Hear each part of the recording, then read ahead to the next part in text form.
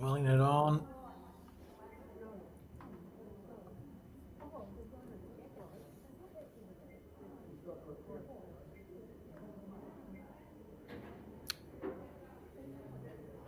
Really rock solid stance and delivery.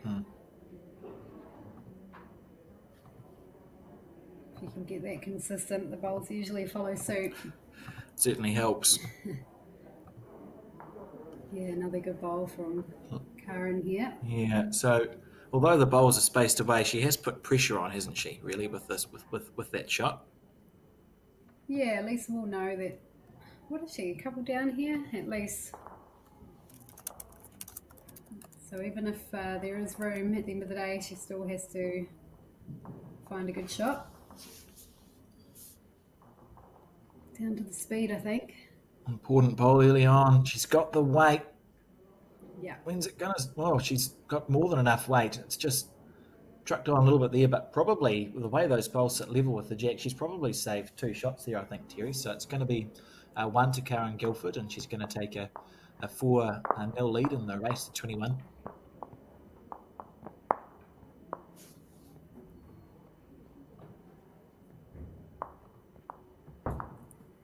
See that Lisa is wearing the spams. Yes. Huge fan of those. Obviously, they're more commonly used in the sun, but I know that I like to wear mine on the cold days as well because it does take that little edge off the chill.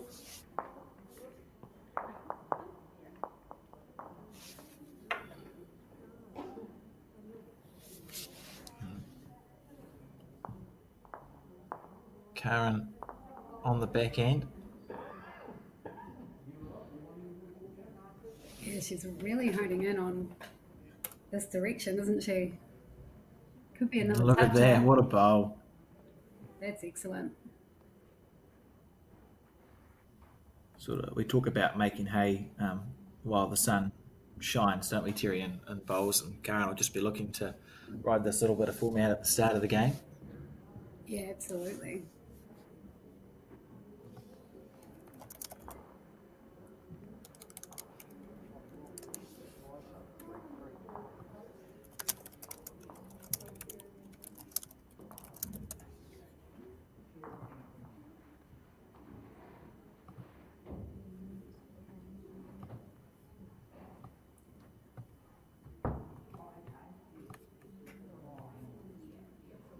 Karen won't be looking to change much here, although she doesn't appear to like it.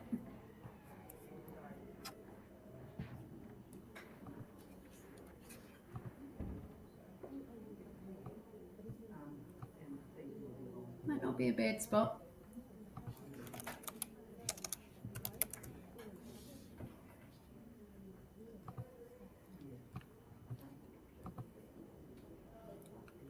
This is on a good track. Is she going to scoop up the jack? Oh, what a shot. has. That's incredible. Great standard already. It's a pretty incredible start to this Champion of Champions series, isn't it, with this game? Yeah, that's right. I mean, it's, most games it does take a fair few wins just to really get a feel for what the rink is doing.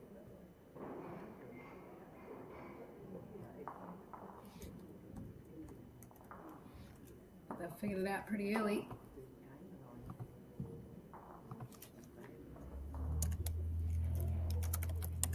And the sit down, that might help. Oh, you can see there our marker indicating 1.5 to blue on their scoreboard. We'll just make sure that that's blue on our scoreboard. It either is or it isn't.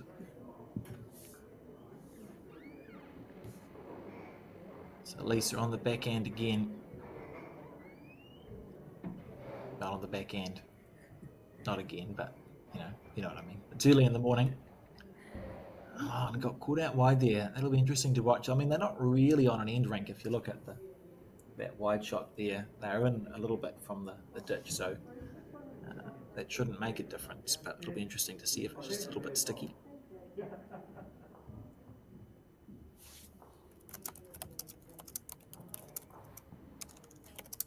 Karen's got options, although I think she's on a wide line for what she needs. Is it going to come back?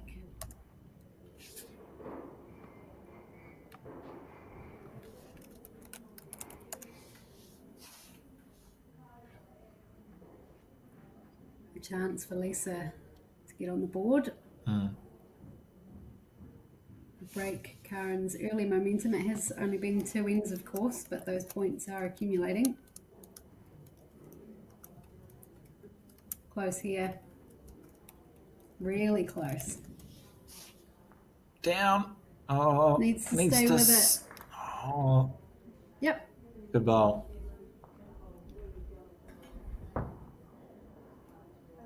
Lovely shot. Could have been incredibly unlucky there. I mean, if she's one down, that's a bit stiff, isn't it? Yeah, I think even if you are 1 down in this situation, which I don't think she is, you just have to be content in the fact that you've just drawn a toucher, and just keep doing more of that. You need the you'd almost use your calipers here. I think Karen is using the caliper. Oh no, she's called the umpire, so we'll see calipers out, and that's because the gap between the bowl and the jack is literally smaller than the size of a tape measure, isn't it, Terry? Yeah, that's it.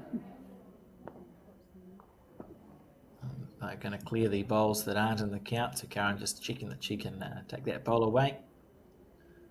And the marker will wait. We'll all wait to see who's got what here.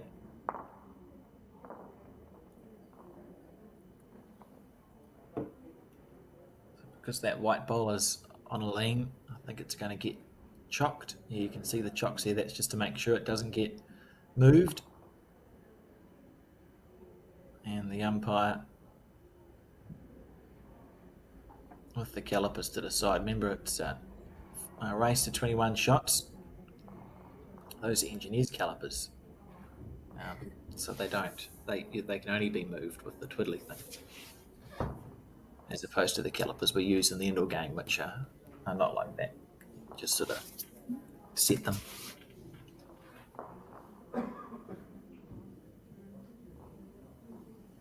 So remember, that's Karen's bowl, the green one to the left, and the umpire coming around to Lisa Prau's bowl that trailed the jack back to there. If she can't pass the calipers through, it'll be that's a very close measure, isn't it? Yeah, she might be going back to Karen's bowl, I suspect. Very precise. You can see there, being well trained, the calipers have been held at a slight angle because you go the closest point between the two bowls. If you were to push your calipers down square, you'd miss the closest angle. So the caliper's always at a slight angle from the bowl to the jack. And 1 to Karen Guilford. So that was very quick on the scoreboard. 5, isn't it? Because it was 4 before. Yes. And this race to 21. Yeah. Unfortunate for Lisa, but she played a couple of good bowls that end, and she'll just be looking to continue that.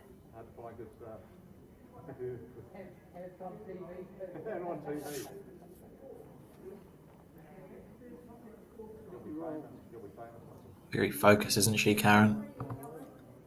Yeah, you can see that she's got a process that she sticks to.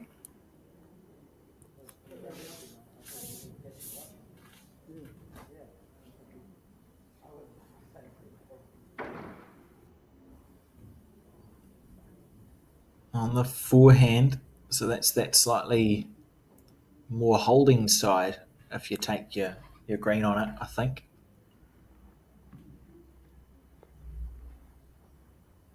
And Lisa following it down. Won the Open Auckland Mixed Pairs, which I think you mentioned at the top of the broadcast, Terry, with Mike Galloway earlier on in the season. That was an exhibition of bowls from those two. Mike, of course, is also here participating at this Champion of Champions singles. We actually get to see him in the last game today playing Rory Soden, and that's going to be an absolutely mighty matchup on the men's side of the draw. But Mike and Lisa looked unbeatable for the large part of that mixed pairs for Auckland.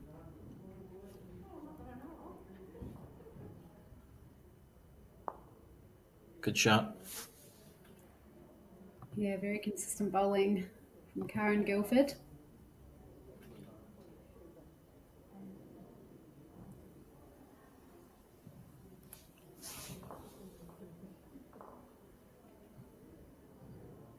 Lisa on the forehand.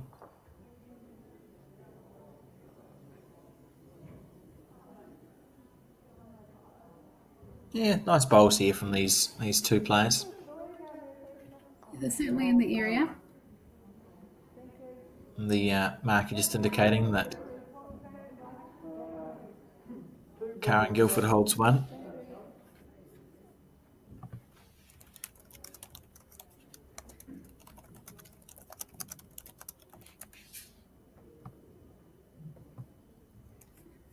No real need for Karen to change anything here. If she happens to beat her last bowl, that's a bonus.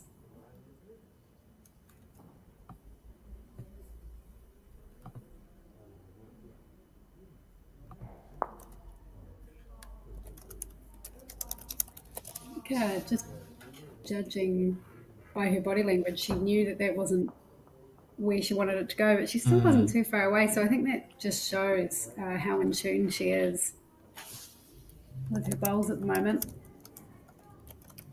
That looks to be a wide line for that hand. And see, that's what I mean. It's just take a bit of green on that hand, and it doesn't like turning back into the head at a sharp angle. Yeah, I almost liked Lisa's line for her second bowl, and maybe just another, foot of weight. Maybe that was all the adjustment that was needed.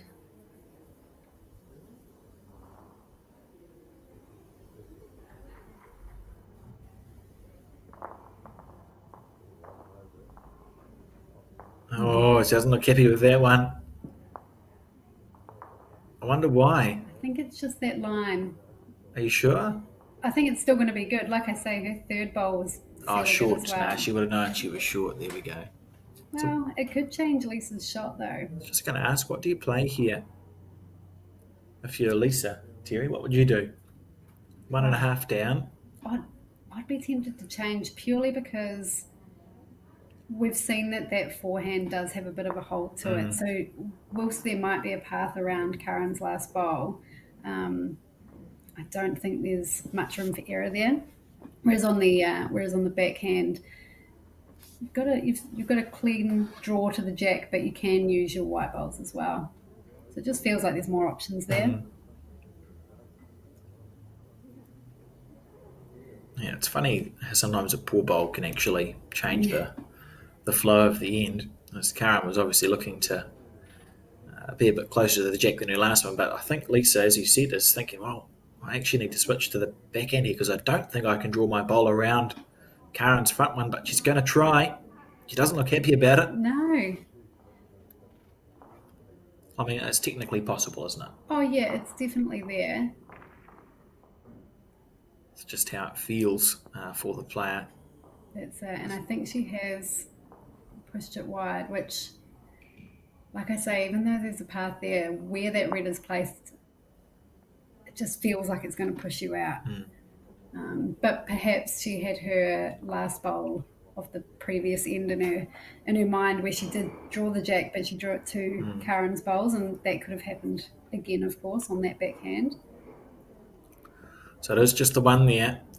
And a 6-0 lead now to Karen Guilford in this race to 21. I think a good start. She'll be pleased with how things are progressing.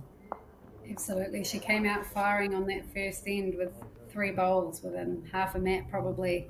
It has been a lot more evenly contested, but she is still able to score each end. And that's all she needs to be doing. Yeah, for sure. Well, the jack's got a bias on it on this occasion.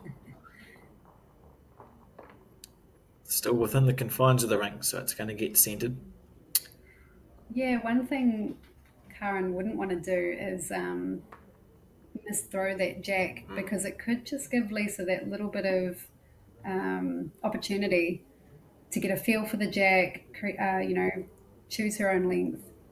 Do you think we'll see that when Lisa does score, I mean, let's not kid ourselves. Lisa's going to score on this game. We'd still expect it to be extremely close. So when she does score, do you think we're going to see Lisa change the length of the head, or is it not really not something that will be coming into her mind yet? It's a hard one, isn't it? Yeah, I suppose it's a matter of when she scores, and if it's this end. No, I think she'd change it. I think she'd, even if it's just subtly. Maybe the mat might be placed somewhere else. She'll probably have a bit of a default of where she likes it, and she might just resort to that for now. It's a nice bowl here from Lisa Prau. Very good starting bowl, isn't it? Because you've got your green perfect.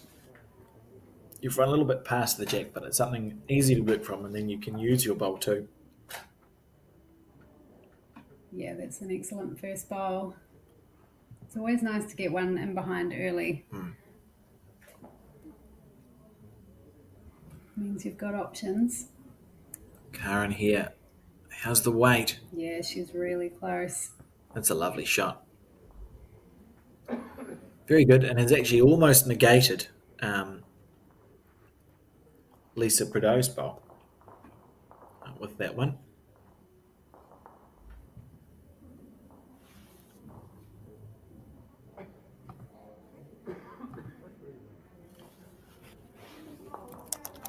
It's coming in nicely, Alex. How's the weight? Oh, the same bowl again. Goodness.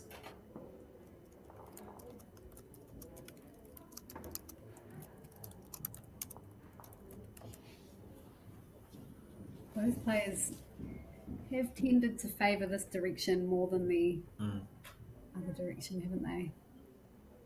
Really confident with their line coming down the side. Commentator's curse. Just going to say, would you like to say that? Would you like to say that again, Terry? Oh, weight perfect, but it does just drift a little bit. You don't have to take too much green. If that makes sense. Beautiful speed though. Very focused. Karen in the background and Lisa. Steely concentration there as she watches on. You'd think this will be close if she's got the oomph. Look at that, 3 bowls with the absolute perfect green and just the weight not quite coming here. Is Karen holding 2, do you think? We'll call it 1.5. It probably is 2, and she'll be looking for this bowl to be in front of the jack. She's turned her back on it early. That's not usually a good sign. What would you play here if you're Lisa Prau, Terry? I'd still be tempted just to draw. Her line's really good. There are, of course, opportunities on that forehand, though. Bit of movement on the jack. Use Karen's bowl if need be. It's holding already, so if you run into it, it's no dramas. She will be thinking, I think, that I've had the line right 3 times, so I'll just do that again. But get the weight right, and look at this here. What a bowl. That's unbelievably good. 4 bowls, all with the same line. And that's exactly right. She hit her line all 3 times. All she needed to do was correct that speed. And she did. Very classy. So the first shot on the board for Lisa Prau. She's going to trail 1 shot to 6. And we'll see if there is a change, even if it's just a subtle one with where the jack is delivered to. There you see the rest of the green in action. And Lomas in the background won the World Championship triples and fours 24 years ago at Moama. Came back to the game a few years ago. Plays out of somewhere on the far north. Oh no, I've fallen apart. Lays way up north, and I've just had the voice of God in my ears tell me that she defeated Amy McElroy in the first game. So still got that class. And Lomas, great bowler. If anyone wants to watch that, I think it's the fours final. It goes for about 4 hours. It sits on the Bowls New Zealand YouTube channel as a blast from the past. It was Anne Lomas, Sharon Sims, Patsy Jorgensen, and Jan Kahn, I think. It's very exciting against the Scottish team. Well, this is exactly how Lisa would have been planning to start after scoring that end. We did see a slightly longer length by the looks. And she switched to her backhand, so she's playing the side opposite the ditch. Which is a really good call because coming down this direction anyway, that line has been hard to get. Of course, going back the other way, she had her line perfect 4 times. It's so interesting how that can change. But a fantastic start. And Karen's responded well. Yeah. It's a good spot. With that nice first bowl, isn't it? Because you pass, but then you work your way back up. Much easier than missing short and then trying to get past. Lisa looking to jump on it. Steering it down.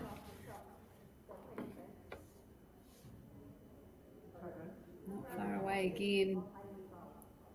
Excellent line. Lovely bowl.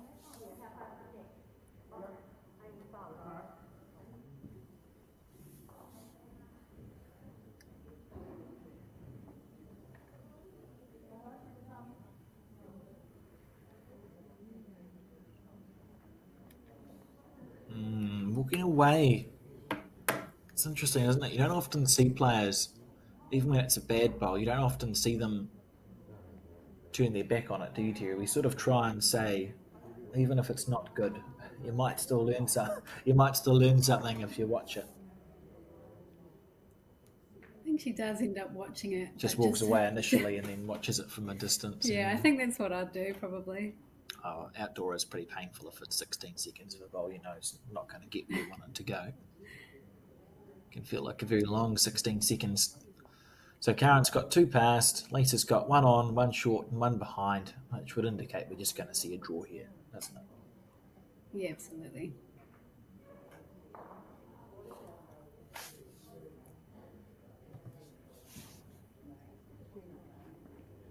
Yeah. Oh.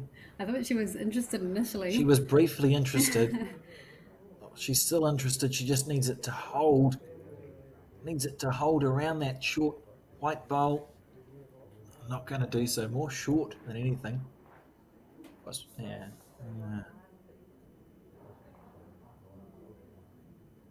She's followed her 3rd bowl down.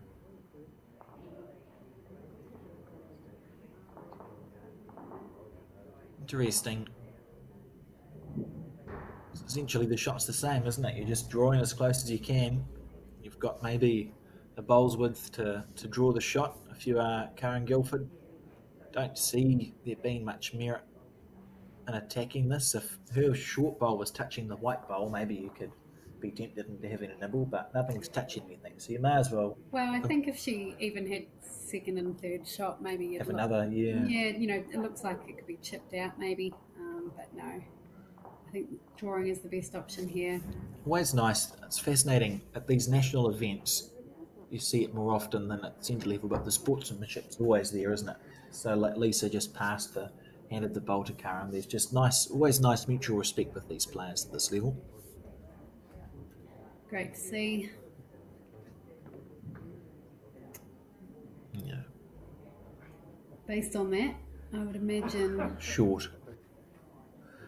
And I think Lisa's discovered a good game plan here. Longer ends and probably staying away from the ditch hand. So 1 conceded. Yeah, that change in length was a good call. It's just disrupted Karen's rhythm a wee bit. No doubt she will adjust, but in the meantime, Lisa can keep humming that, I think.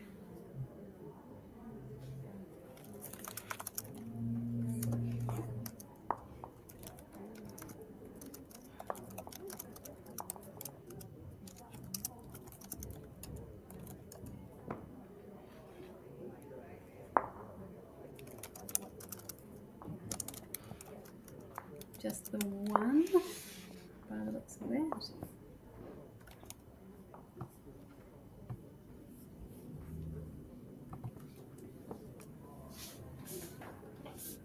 And 1 it is. So 2-7, and look, the mat almost right back on that 2 metre mark, and the jack's going to be delivered to the 2-6. Sorry, the people on the scoreboard too quick.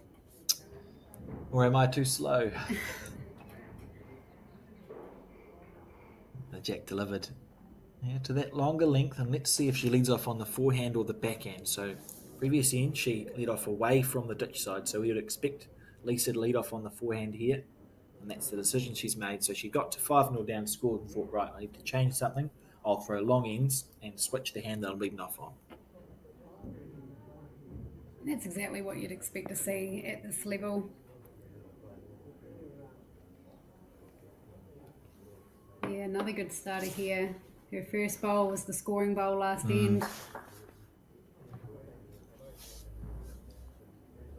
As we have seen in the background, and I mentioned at the top of the show, we're delighted that the Laser Eye Centre have come on board as our major sponsor for this Champion of Champions series that starts with the singles and finishes with the mixed pairs. 5 weekends, Terry, of Champion of Champions action. And the Laser Eye Centre have come on board as a sponsor for that. We are talking later on today to an expert from the Laser Eye Centre about what it is that they offer, but it's all quite exciting. There's a news article on our website, and they've set up there's a toll-free number that you can call, which is 0800 733 2020 for the 2020 vision. I presume that's brilliant.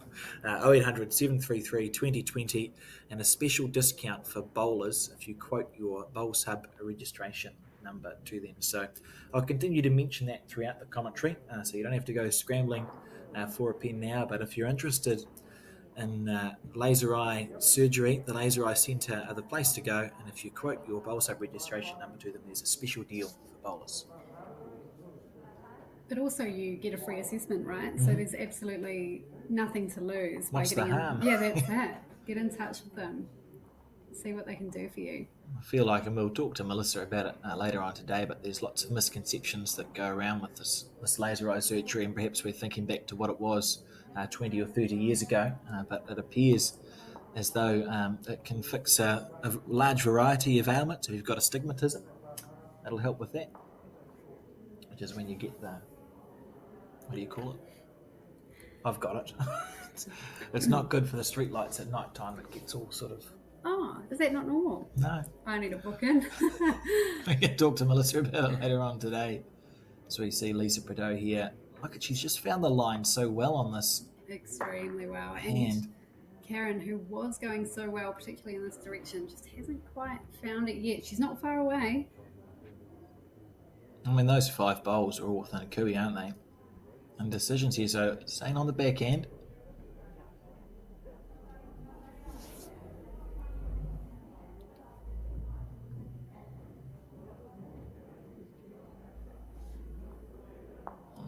How does she look? Well, I think it's okay if she's got the oomph. Oh, fascinating. Isn't it interesting how just a change of a length can just sort of flick it around?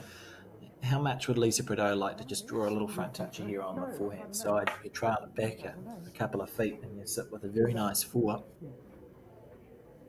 Yes, that would be very pretty. On the forehand.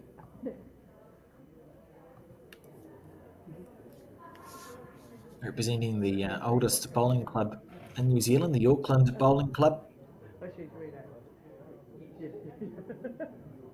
Steering after this one.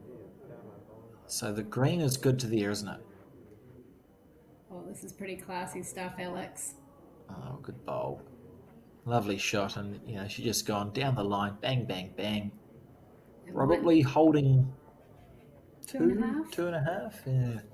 Might not be the front toucher she was after, but it is another shot, and it does put pressure on Karen. Would you switch to the forehand if you were Karen now? Yeah, I think you have to. Oh, she's going to hit it. Yep. Unless it's just a really aggressive Does stance. look like there's speed behind it. Watch for this bowl. When's it going to break? You could use the outside one. You could use anything. Oh, no. Not only has she gone through a gap, but she's actually set that back bowl down at 6 o'clock to the jack to make it closer. I don't think it's going to count, though. I think we're going to see a 2-head Lisa Prau, but we'll await the player's decision on that one. A fair effort there from Karen. And what was it, anybody? For my money, it's 2. I think it would be 4-6 in the race to 21.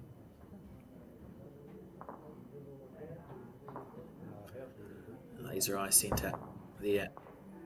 Absolutely splendid media wall. Yeah, looks great. I've got clinics in Hamilton and Tauranga and assessment centres in Pukekohe, New Plymouth. And also you can get accommodation if you're an out-of-town traveller going to the Laser Eye Centre.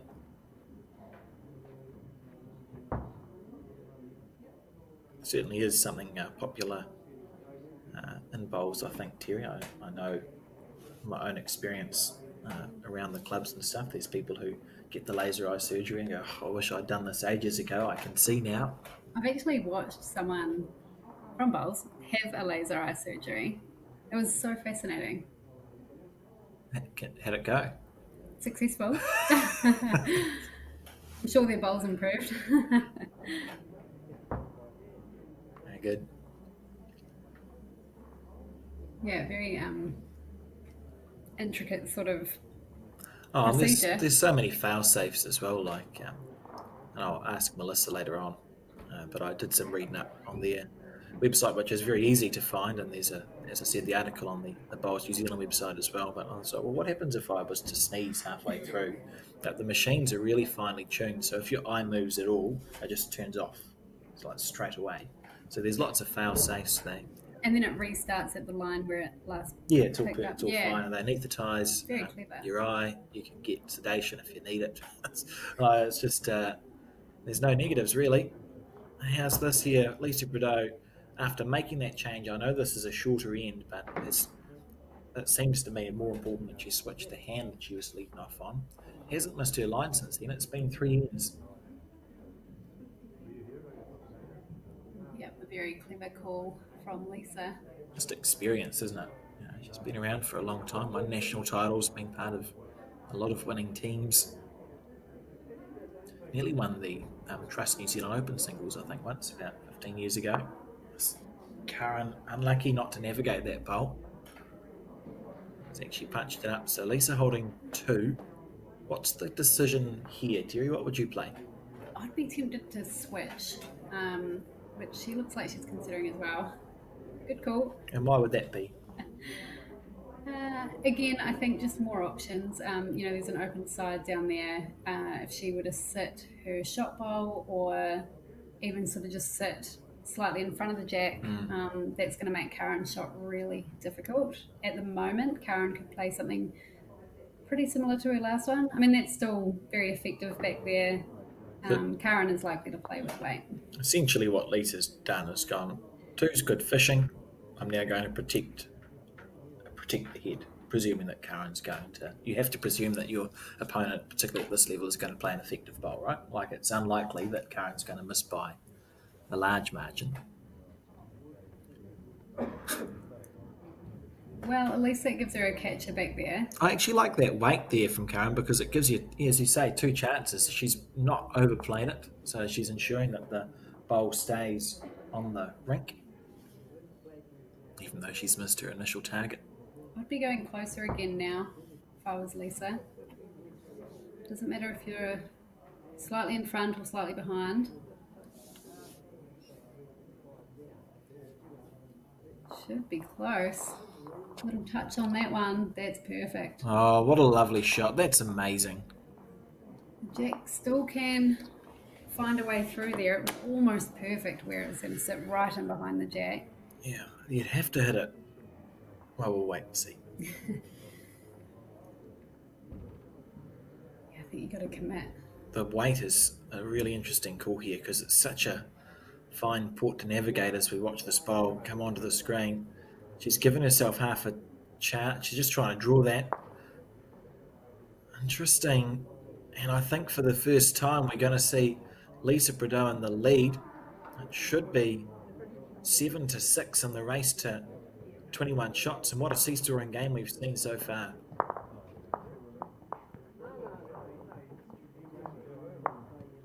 Interesting. Really impressive stuff there from Lisa Prau. really found her groove now.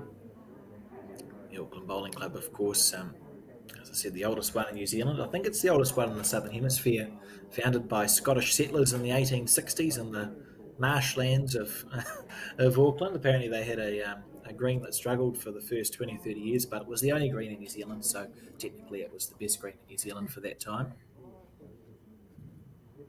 A long and proud history, and good to see them resurgent, the Auckland Bowling Club. Really cool clubhouse to go to if anyone's ever in Auckland. It's by the tennis, near the tennis, right? Sort of. I've got no sense of direction. It's in Auckland. Very cool, very cool clubhouse, and they have their history all over the walls. It's a lovely bowl, again by Lisa Prau. She can't miss on this side of the rink. Beautiful to watch. Karen sticking to the backhand. Yeah, so I mean, there's your question. If you're Karen and you sit there and you were 6-0 up and your opposition's changed hands and has found it, what's the way back? Oh, it's not a way back. What's the counter? How do you counter it? What does Karen need to do? It really is just all about sticking to those processes, and she just needs to trust that she will score again, and once she does. When she does, it'll be a matter of, placing that mat where she wants it, jack where she wants it, and finding her rhythm again. They're both very experienced players, so neither will be concerned. And the first to 21 format is fantastic. I really enjoy it because the pressures sort of ebb and flow, don't they? And at 7-6, neither player will really be feeling a huge amount of pressure here. It becomes interesting when you think about the first person to get into double figures and then the first person to get to 17, usually within check-out range. That's when you start seeing the pressure perhaps make a difference. Yeah, and in these stages of the game, we do often see a momentum change between the players. A couple of good bowls there from both players. I think Karen will be pleased with that, just to go bang, bang, you sort of got a good feel for the bowls with that nice green. And Lisa again, just playing that side of the rink.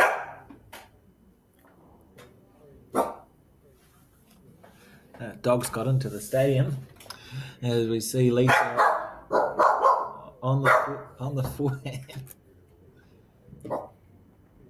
Beautiful weight. I think Karen will stay on the backhand side. And maybe even keep the same speed that she has had with the first two and just look to rest the shot bowl of Lisa Prau's. Oh, she's just showing a little bit of frustration here. Under the line. Do you think it was a little bit of two minds maybe? Do I keep the line and just take a bit of weight off, or do I keep the speed but bring the line in, and it looks like she adjusted both the line and the speed. Yeah, and you usually know the moment you let it go that it's not quite done what it's supposed to do. And Lisa, in the meantime, is just going to try and stack it up. She doesn't look thrilled upon the release of that bowl. Oh, she wouldn't want to move it. No, I think she's passed, isn't she? Yeah. She's actually going to end up in a handy spot. Well, it's gone brilliantly because she's holding 4. I think what she thought when she let it go was, I'm heavy and I'm underneath the line, so please don't slice it back. But holding 4, what do you do here? Draw to save? Yeah, I think speed's really important here. You'd be wanting your bowl to be in the head. But a draw, but you want it to be a draw where you've given it a chance. She let it go absolutely perfectly. Oh, no. I'm not sure if it's going to turn back in. It's trying. That was a really good speed, I think. It seems unusual to say, but that was a really well-played bowl. And it's she's going to be a 3 down there. But she played that well. Just gave her that opportunity to rest on the whites. If she'd gone underneath it, she wouldn't have gone too far out of the count. And Oh, she gave it a good chance. if you look at just slightly wide. Karen's all 4 bowls, weight-wise, Yeah. they're within 2 feet of the jack. And she's going to drop a 3, maybe a 4.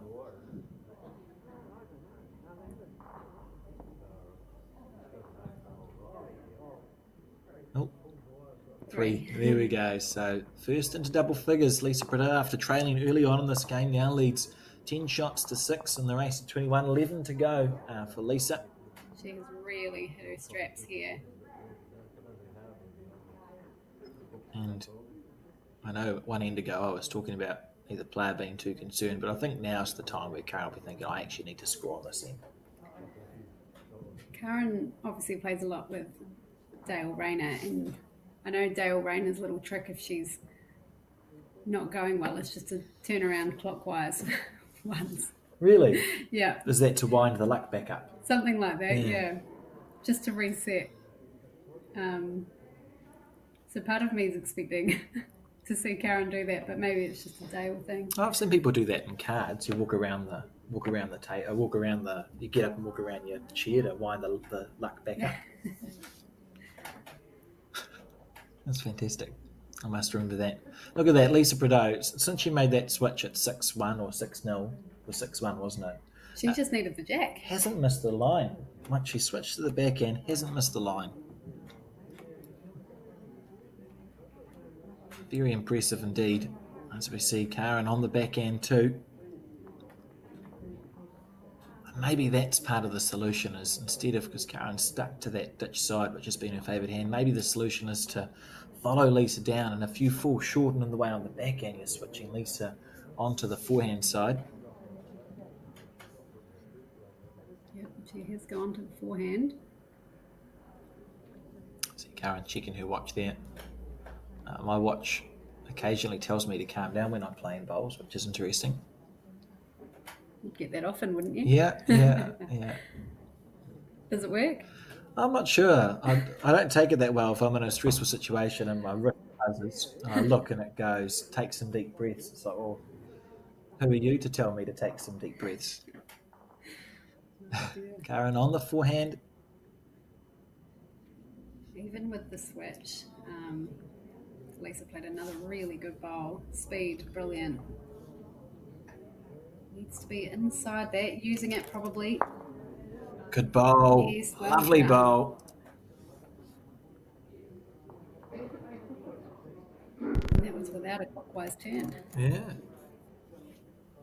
Just a good shot. Thumbs up from Lisa Prau. So she will have asked if she's holding the shot or not. I think she'll play the backhand regardless. There's not a lot of danger there.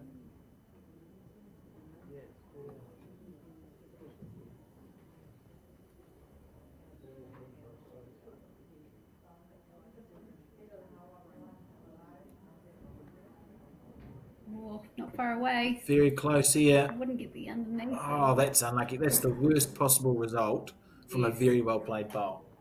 Slightly narrower, she was getting the white bowl, which would have been perfect. Slightly wider, she would have got the jack square and pulled it all the way through. So yeah, just that one angle that you didn't want.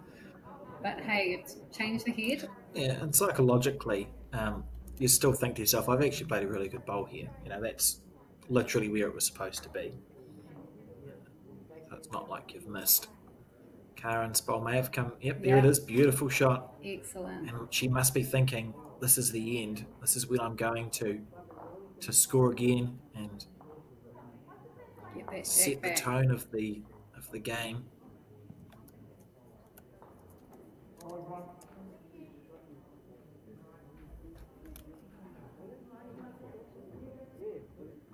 Is it going to come back? So we just wait for the bowl. No, not going to. Quite make it. Nearly did. Karen looks interested in this one. Could be a bonus shot coming in. Does look promising. Yeah, that's classy stuff there from Karen Guilford. Really good. That's 2, so it's going to be 8-10 in the race at 21, and let's see what Karen does. Certainly got a really good game on our hands. This could be the start of another momentum shift. But I do think Lisa is really on a good thing here. I just get the feeling she'll be able to adjust even if the length changes.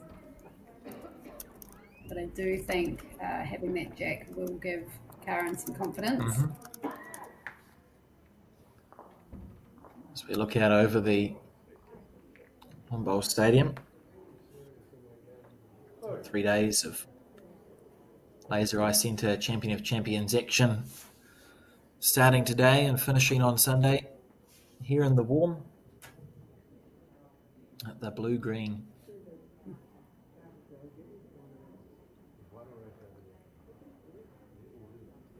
Oh, interesting. I honestly think that perhaps Karen might consider playing the same hand that Lisa is. As if your opposition is nailing a hand, maybe you're best to follow them down. At the very least, you might force them to switch. Even if you're playing your hand well, if your opposition is playing their hand better. Yes, I was just about to say, sometimes it's not so much about how you're going on a hand, it's how the opposition's going on a hand, right? Anyway, Karen, of course, will stick to the backhand here. At the start of the game, she was taking a bit of a breath before she got onto the mat. I don't know if I've seen that in recent ends. Oh, talk to me about breathing, Terry. You spoke to me the other week or month about intentional breathing, which I presume is... Well, talk to me about it. It's really interesting, isn't it? Because, breath work is probably, a known form of getting yourself into a good mindset. But honestly, it wasn't something that I'd really bought into over the years until late last year, or midway through last year. And yeah, it makes so much sense. And it's not just about taking that breath before the mat or before a big bowl. It's right from something you should be doing every day, but certainly even the morning of a tournament. It just regulates your emotions and all that physical response stuff. Just the science behind it makes so much sense. And it's obviously such a simple thing to do. Yeah, and they talk about getting your heart rate down a little bit, isn't it? Before you don't want the adrenaline to be sort of... Yeah. Well, some players don't want the adrenaline to be rushing through and you tighten up. Yeah, lose that touch. This is pretty close here from Karen. Oh, that's unlucky. Great try. Very similar to Lisa's bowl last end, where a little bit either side would have been a great result. Just found the hole. I haven't gone right into the breath work, but I do know that there are quite a few different strategies and how to incorporate it. But for me, it's just the simplest one of all, where it's you're breathing in, counting from 1 through to 4, and breathing out 1 through to 4. It's funny. That's what my watch asks me to do when it warns me that I'm getting a bit stressed playing bowls. Do we see attacking bowl here from Karen, in or out? You got a 3-bowl target. I don't think there's a bowls gap between the jack and the shot bowl. If she played the same bowl again, she's got a result. And you see there, she's got all the position in the world. You feel like this is a big moment. She could trail it right back. You could be ditch weight if you felt like it to sit with a good 3 or 4. I think you'd be brave here. I think it's one of those things where even if she were to draw, chances are she'll probably end up with the 3rd shot anyway. So you may as well give your shot. And that's with less chance of actually scoring. Yeah, good call here from Karen. Hopefully the bowl. Oh no! Oh, the weight was brilliant. She's pushed it wide, so she switched to the 4 and she decided to go for the even more aggressive route and just go, goodness, I'll just go jack in the ditch for a 4. But she's going to drop a 4 here. I like the decision. I think the decision was sound. She'll be disappointed with the execution. Yeah, and it didn't really matter which hand she played, right? Even on that hand, sure, there was a direct route to the jack, but getting those bowls as well was going to be equally as good. Yep, no surprises there. Well, she's fallen short, but you got all the room. Yeah. Got enough room, so it's going to be 14-8. in the race to 21. Remember, it's first to 21 shots, so you're not limited by ends. It's just whichever player can get to 21 first. So it really does come down to your ability to play bowls under pressure in this singles game, doesn't it? That's it. And I mean, 14-8 can feel like the game's slipping away a little bit, but at the end of the day, if I was in Karen's shoes, I would probably just be thinking, I'm 2 points away from 10, and if I get to 10, I'm actually right in this. And Lisa still has to score the shots. She's 7 away from winning. You've still got to score 7 shots, so that's probably Lisa will be thinking, I'm 3 or 4 ends work away from shaking hands.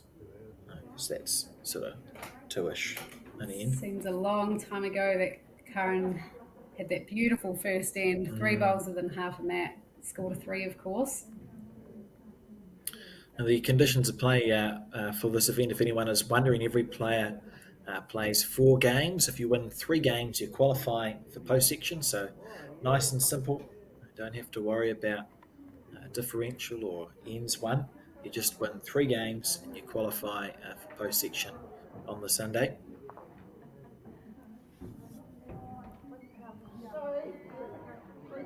It's a really good format. I like that. It removes... it feels like it's more within your control. Yeah, it removes the element of needing other people to beat other people to get differential up or down or whatever. You just go 3 games and you're through. That's it. Which the players will all understand. They've made their way through to this national final, first by winning their club singles, and then by winning their centre champion of champions singles, and now they're here at the Laser Eye Centre national champion of champions singles. So to get here is no small feat. It's probably been a while since Lisa's played a bowl like that, an effective bowl.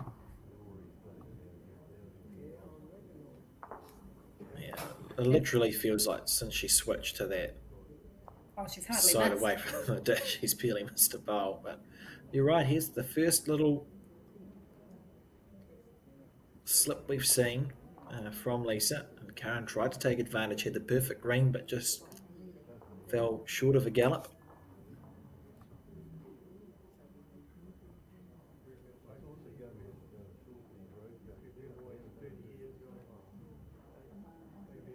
Lisa on the back end. Get caught up on her last bowl. There's an opportunity for Karen here, and I think she needs to make the most of it. Just another shot, even. Just to start adding that pressure, and say, look, I'm here still.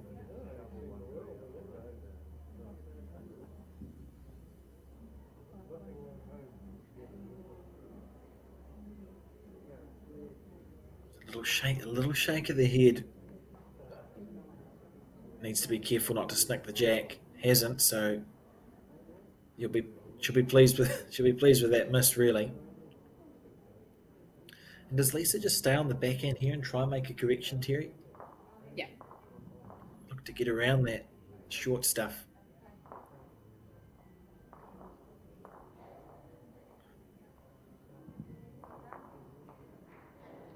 I think at the very least, just make sure you're past. But no, there's certainly room for her to get in there. She's not far away. Not far away. That's beautiful. What a shot there from Lisa Prau. Yeah, really classy on that hand in this game. Holding 2, I think, there you can see the 2 white bowls Oh, yeah. that sit at 9 o'clock the jack on this angle are essentially level with the jack, and 3 o'clock at this angle. I think the lollipops are different colours to what we've got on the screen, aren't they? Yes, don't look at the lollipop too much in this particular game. How's this from Karen? She's chasing after it. If she goes through the jack, it's brilliant. Needs it to turn. Oh, didn't turn enough. And she's going to be 2 down still. And 16-8 in the race at 21 will be the score. And feels like some stressful times coming for Wellington and Johnsonville supporters. Karen more than good enough to pull this game back in, but Lisa Prau hasn't shown any signs of cracking under any sort of pressure since she switched at 6-1 down to that other hand. Not sure if she likes that jack throw.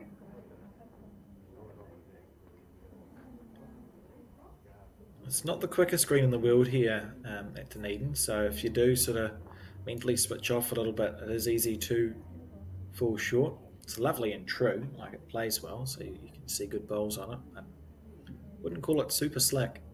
I'm sure they had a similar length end 2 ends ago when she got that 4, though. That was slightly shorter than she wanted, and I mean, that worked out brilliant. That was fine. It was fine. And look at this on the forehand. I couldn't tell you the last time Lisa missed her line on that side of the rink. The weight's come and gone sometimes, but the line seems to be absolutely perfect. It's so hard to play against when players are doing that. But that first bowl effectiveness, that's been outstanding, I think. This last good chunk of the game by Lisa Prau. She's almost not allowing Karen to find her rhythm again.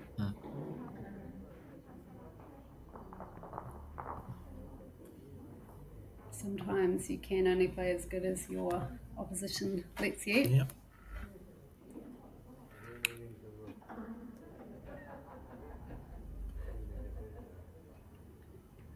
Again, Lisa here with the perfect green. Yeah, short of a little bit, but quite a lot. But the green's perfect, so she's sort of zoned in. I think that's just made the difference with the consistency. 5 shots to go.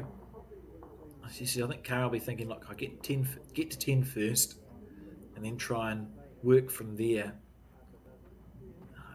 It's just... Yeah, you've got to have some awareness of, your opposition's score, but at the end of the day, you can really only worry about your own points. The bowl that's in your hand. Play what's in front of you. Keep it simple.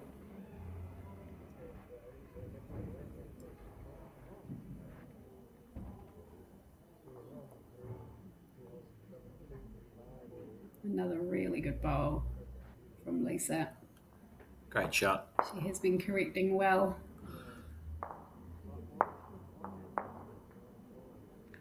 Be interesting to see the weight that Karen opts to play.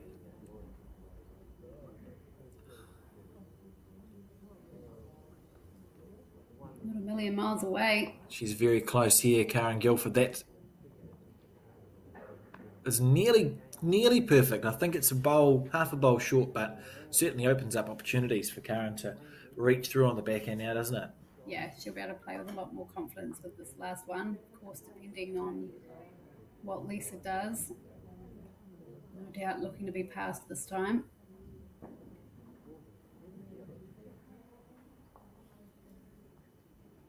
Look at this. This is pretty good too, though. Look at this here from Lisa Prau. She wanted to stop right in that gap. That's incredibly good. That's unbelievably good. I've got no words. You actually need to come and have a look at this, I think, if you're Karen, because there's some interesting angles going on here. You could get very unlucky and cannon your own bowl out. So you need a miss underneath the head, really. You're almost looking... I think almost...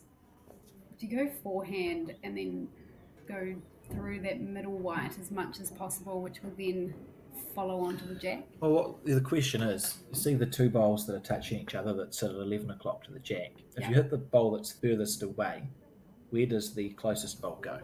Do you think that collects any part of the jack to move it backwards, or do you think that misses and they peel out? Well, I don't know. If it does, I'd be hitting the outside one. I think regardless, you have to hit the outside one because it feels safer, but I don't know what hand you play it on. Because if you miss wide on the backhand, you cannon yourself out. And if you miss narrow on the forehand, you cannon yourself out. I don't know. I think aggression needs to happen. I couldn't tell you what hand she's going to play or which bowl she's going to hit. I think it probably comes down to which hand she feels most confident on. There are options both ways.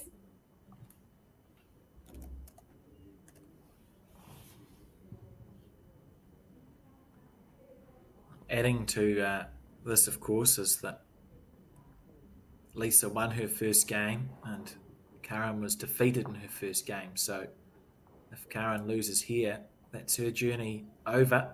Oh, tried to roll her bowl up. No aggression at all, but what a mighty effort. That was a fantastic.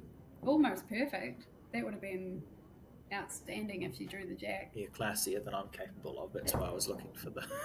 Agreed. for the I wouldn't be good. Oh, thanks, Terry. Sorry, for me as well. Yeah.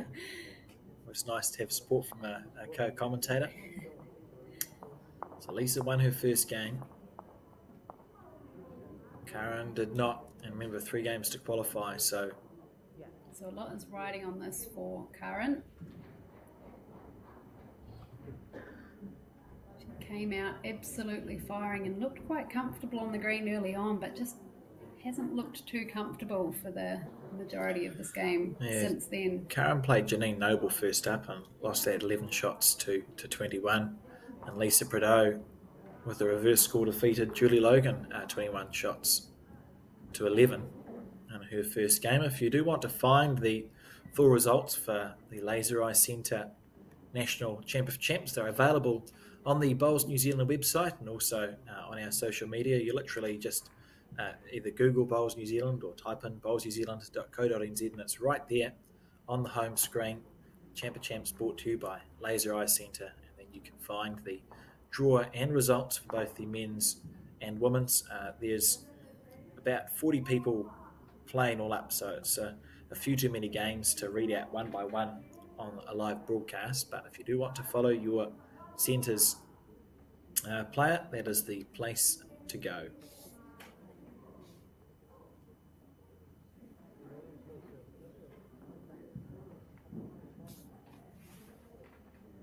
Harking back to my Ann Lomas conversation, it's the Kaitaia RSA, obviously, up in the far north, and she defeated Amy McElroy in that first round, 15 shots to 14, so that was timed out, one by one.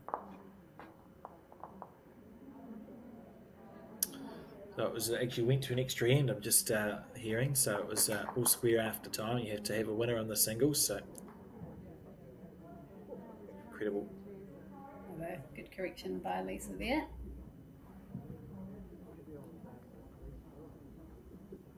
17-8. This game, 4 shots to go for Lisa to get to 21. You feel like if she scores one more end, it's got an air of inevitability about it. It just feels so important for Karen to get to that 10 first up, because realistically, if Lisa wins 3 more ends, she's probably got to 21 in that time. So it feels like Karen can't really afford to drop another end, because you just don't want to give Lisa that space to score. No holding shot this time. It's probably been a while that she's actually held shot. Yeah, it's a good shot too. We've spoken about like Karen's won the New Zealand Fours earlier on this year and has a large number of Bowls Wellington titles and other success. She's capable. It's just, as you say, she hasn't been allowed to.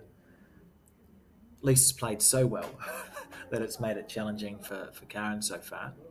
Now is absolutely the hour. In the area again.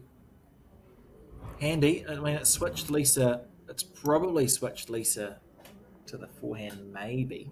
Probably not, actually. I disagree with myself upon reflection. There's no reason why Lisa just couldn't stay on the backhand draw and say it off the red bowl for 2.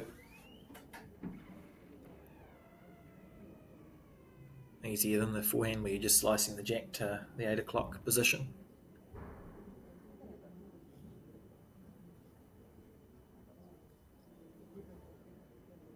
On the backhand, a bit more aggressive. So remember, Karen's got a bowl at the back.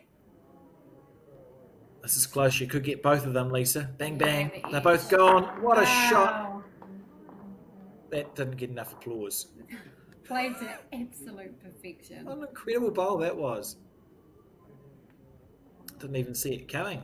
And never looked like missing. It was always on the right track. No matter where she was in that channel, she was probably going to get a good result, but she got the best result.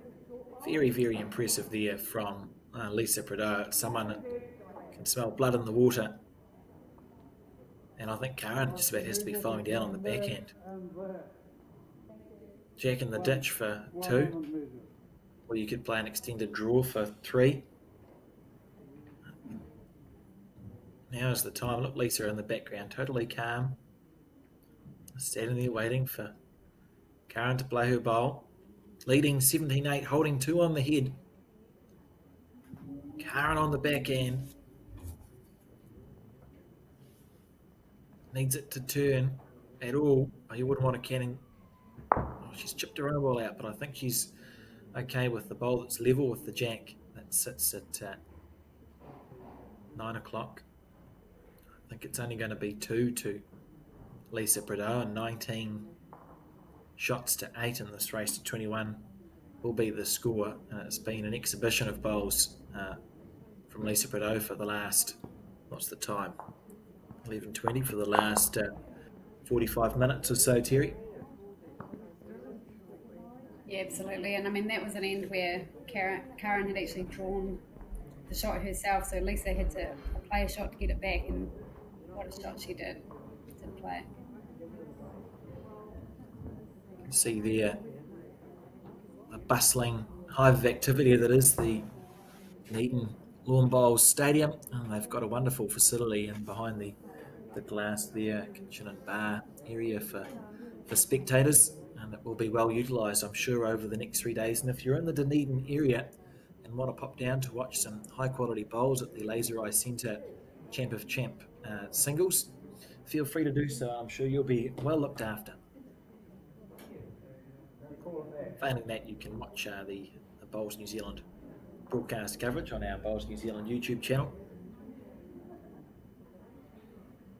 And Lisa again on that hand that she switched to, and that's I think almost literally the most she's missed her line by that I can remember in the last 7 or 8 ends, Terry. Yeah, you're not wrong, but she's got obviously with weight. good speed, she's still in the head, still very effective. Karen, I think for the first time, is following her down in this direction. I think that's a sound decision. It makes sense to follow your opposition down. I think that's a good bowl. Lovely shot. She responded very well. No need for Lisa to change. Her speed was great, and she'll know her line.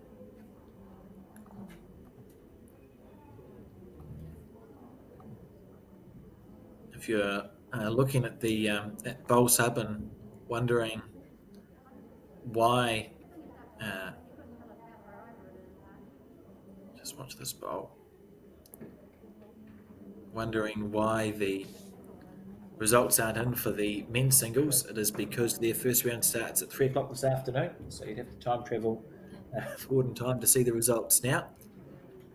And we're very much looking forward to having on the broadcast rink Rory Soden from the Kaitaia Church Road Club taking on Mike Galloway. That is going to be a mighty game.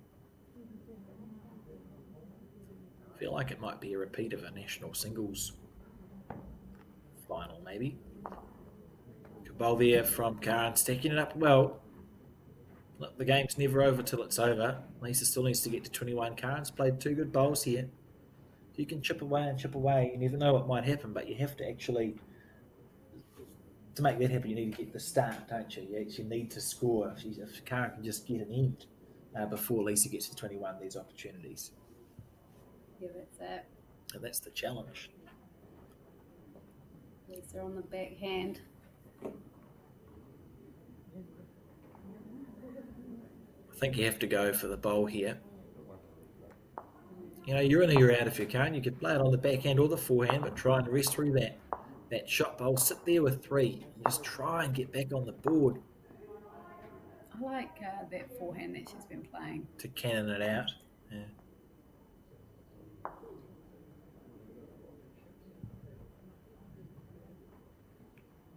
Chasing after it. Usually a good sign, and she is close here. Even if she can hold to it. Lovely effort. Get it square and follow. Beautiful bowl there from Karen Guilford. Well played. Absolutely. She'll know that all she needs is to have the jack, and then you can mount a comeback from there. That's it.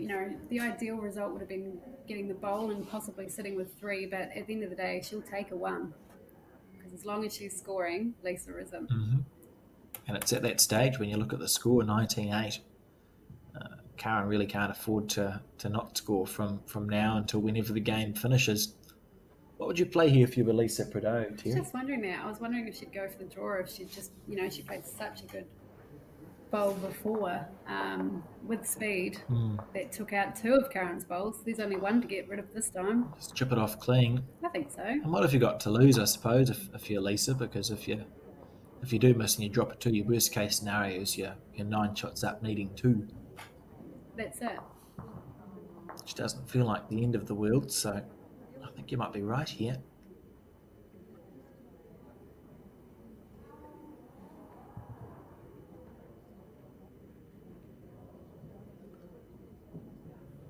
Might need some bend or an edge. Maybe the edge. Oh, no way. Oh, goodness gracious me. She's still run on. down. How important does the bonus bowl here feel for Karen Guilford, Terry? Like psychologically, to score a 2 here feels like a must, doesn't it? Absolutely. Just to get into that double digits range. To score again, yeah. And there's plenty of room. She'll back herself. She's gonna smile there. It's good. It is always a feature of me, for me, of the National Champion of Champions and the other national events that Bowls New Zealand run, is the players always play in very good spirit. The game's played in good spirit and with good sportsmanship and good etiquette. Look at this from Karen. Lovely stuff. Yeah, good start. So this might be the beginner. We might look back in an hour and say it was that end where Karen trailed the jack and scored a 2 to go 10-19 down that made the difference. And that is the score in the race to 21. 10 shots to 19. Karen Guilford needs to score 11 more. Lisa needs to score 2. I'm really interested to see where she's going to put the jack. How much change will there be? The mat's still very similar.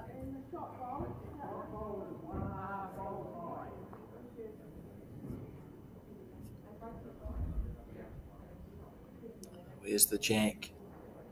Now, Not a lot of changes there. furthermore, I'd be happy to see Karen lead off on the backhand. I think that would be nice. Okay. Look, I've not won the championship singles, so it's I'm in no position. So on the forehand anyway, and just that hand she stuck to for this entire game and played reasonably well. I don't think Karen's played poorly. I think it's been more a story of Lisa's gone exceptionally well on the other side of the rink. Definitely.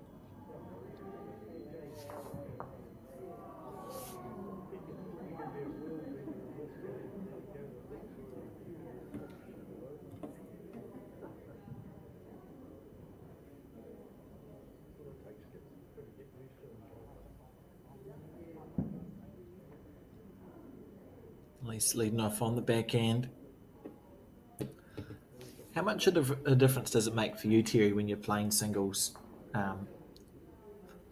Your first bowl effectiveness when you've got the jack versus when you've not. When you can deliver the jack and then you have your first bowl as opposed to someone else delivering the jack and you going after them. Do you notice the difference between the two? What I'm trying to say here is I find I get the weight better with my first bowl if I've just delivered the jack. Yeah, although on like an artificial green or anything like that, I think sometimes the jack feels so different. The speed. You remove yourself Yeah. from that memory. Yeah, you sort of have your muscle memory for the jack and then quite a different muscle memory for the bowl. But yeah, typically speaking, I think it does help set the tone for that first bowl. And like you say, first bowl effectiveness is so important. Really good correction from Lisa. What a lovely correction.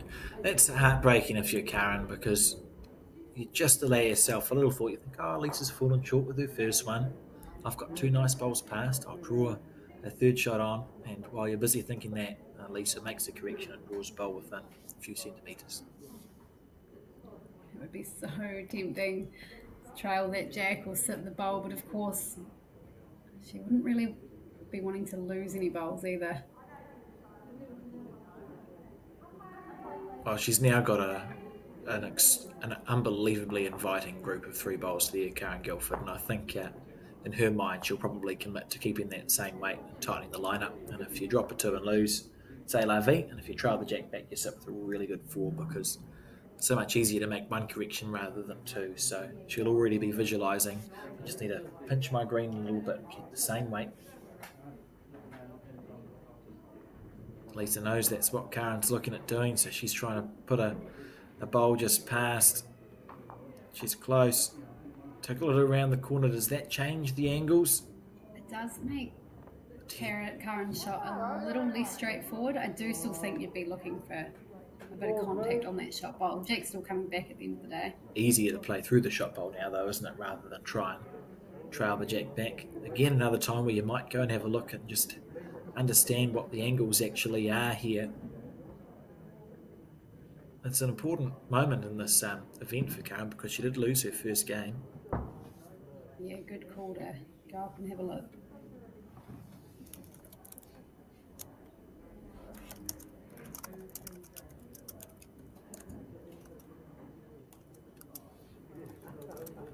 The bowl is, of course, a bigger target than the jack. Mm-hmm.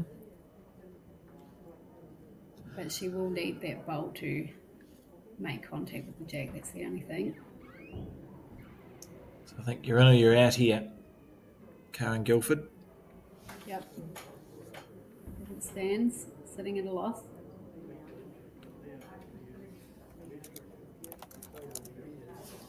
On the backhand? Yep. On the backhand.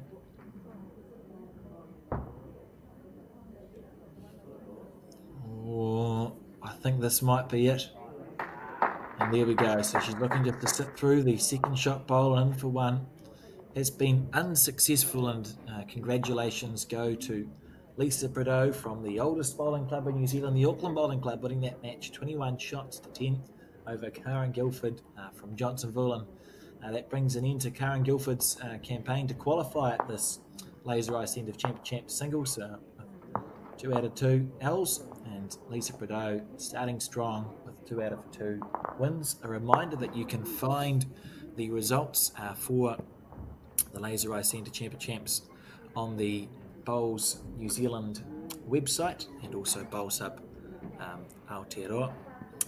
That's not our last game, but it is the last game for a little while.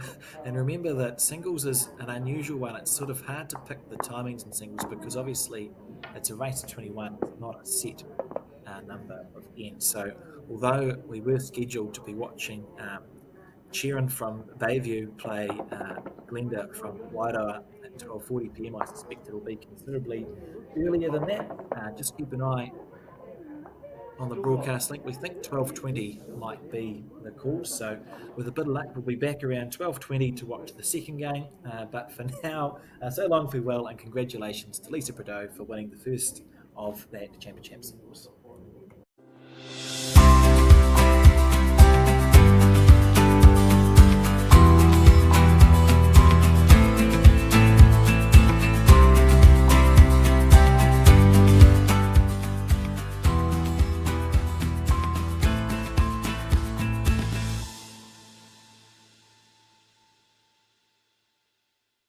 High performance sports requires a laser focus every day.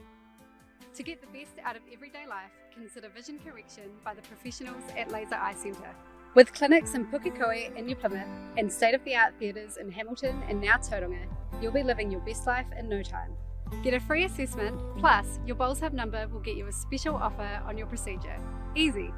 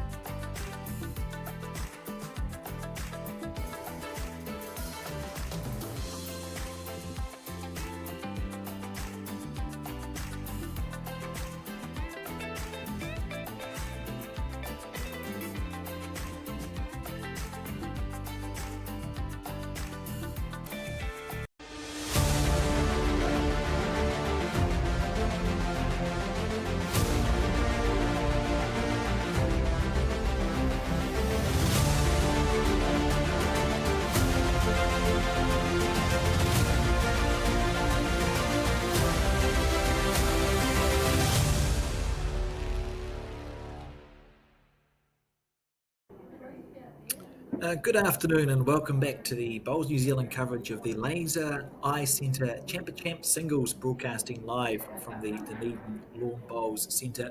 My name is Alex Reid and I'm delighted to be joined in commentary again for the second round by Terry Blackburn and the what a bowl to switch on to, and the players that we are watching, Cheryl Manhannett from Bayview of Hawke's Bay and Glenda Cap from Wairoa out of the Gisborne East Coast Centre.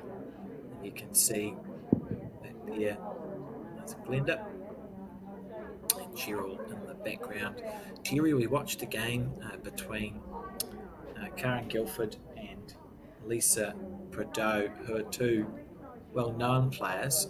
Cheryl and Glenda probably less well-known to the national audience, but obviously good on the domestic scene. I was a bit mean to ask you what sort of game we can expect to see here, but what can we expect to see in your opinion? Like you say, these are two players that have won their club singles. They've gone on to win their centre champ event, and now they're here at the national event. We can already see that they've started off pretty well, one with a toucher, so I can only expect that it will get better from here. Yeah, I suppose the best way to find out what we're going to get is to sit back and watch the exhibition. Of course, they've won their centre event to get here, so no one who's made their way to a national final having won a club title and a centre title is going to be a poor bowler, right? They all know what they do and they know how to win. Yeah, that's right. What we did see from that first game on the live stream was that the dip side, would you call it, the rink, still a nice line, but if you did push it a touch wide, it wasn't going to come back. It was just going to hold a little bit. We also saw that Lisa Prau, once she had switched to the other side of the rink, she really hit her straps, and that's ultimately what I think won her the game. On the other side of the rink was, certainly the favoured side for Lisa. It'll be interesting to see if these two, Sharon and Glenda, end up switching to that other side. Both nice hands.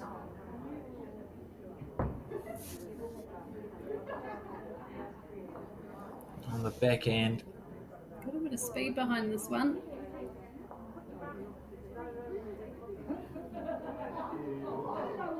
Can't imagine that was the intention. No. It's just trying to add to it now. Are they similar coloured bowls or is it my eyes? No, they are. And Okay. I think I thought that was the pink one going down, but it was purple. This is, of course, the pink one now. Looking for a second shot and has made it. If it helps, I thought they were both blue. There's a lovely bowl there for two there.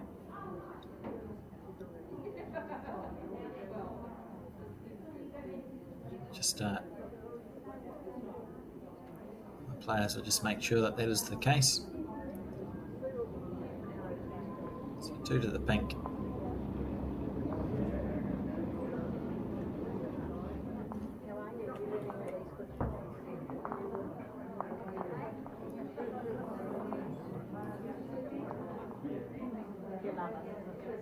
Which of course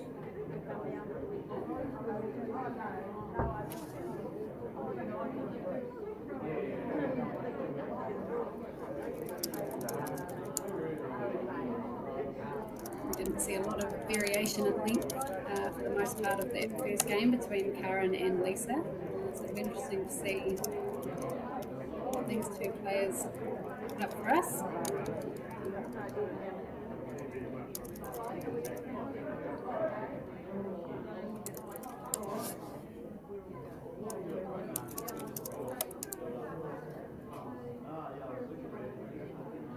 bowl here on the back end.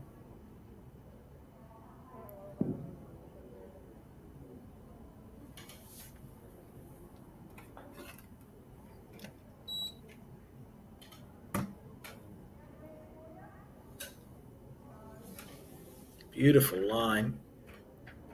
Now's when the pressure starts coming on though, doesn't it? Because Glenda's not got one bowl past yet, so Sharon will be thinking to herself, if I can draw a third shot here, my opposition is 3 down, nowhere to move the jack to, so all the pressure falls on to Glenda to draw a second shot.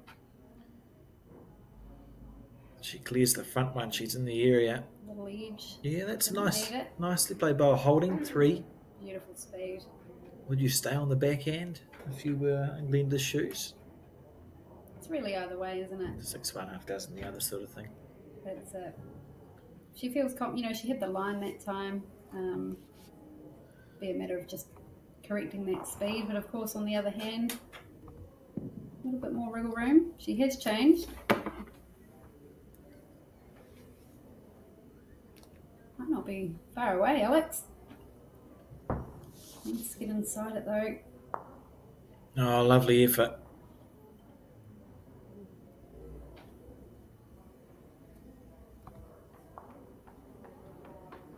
She looking very relaxed out there.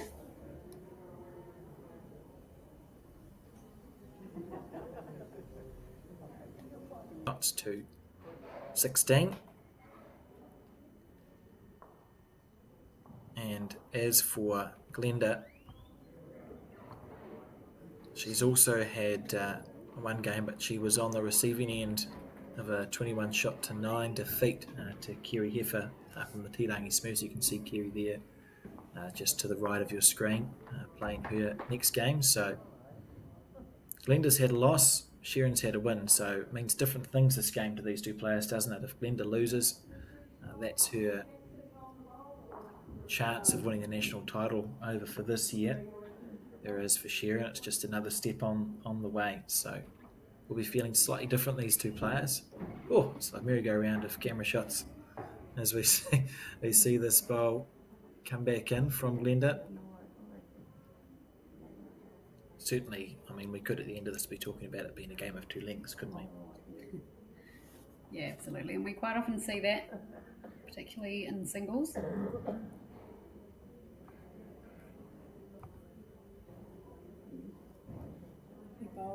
Beautiful line.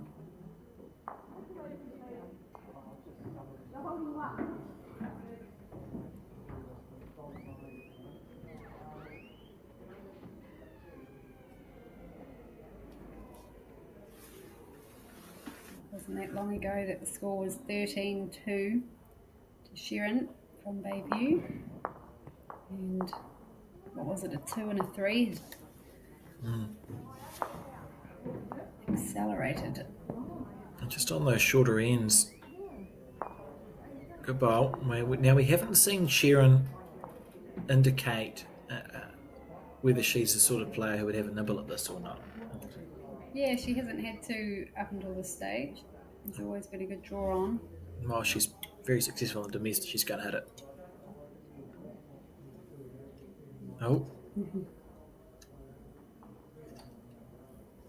Maybe she's just considering which hand. Well, we'll see.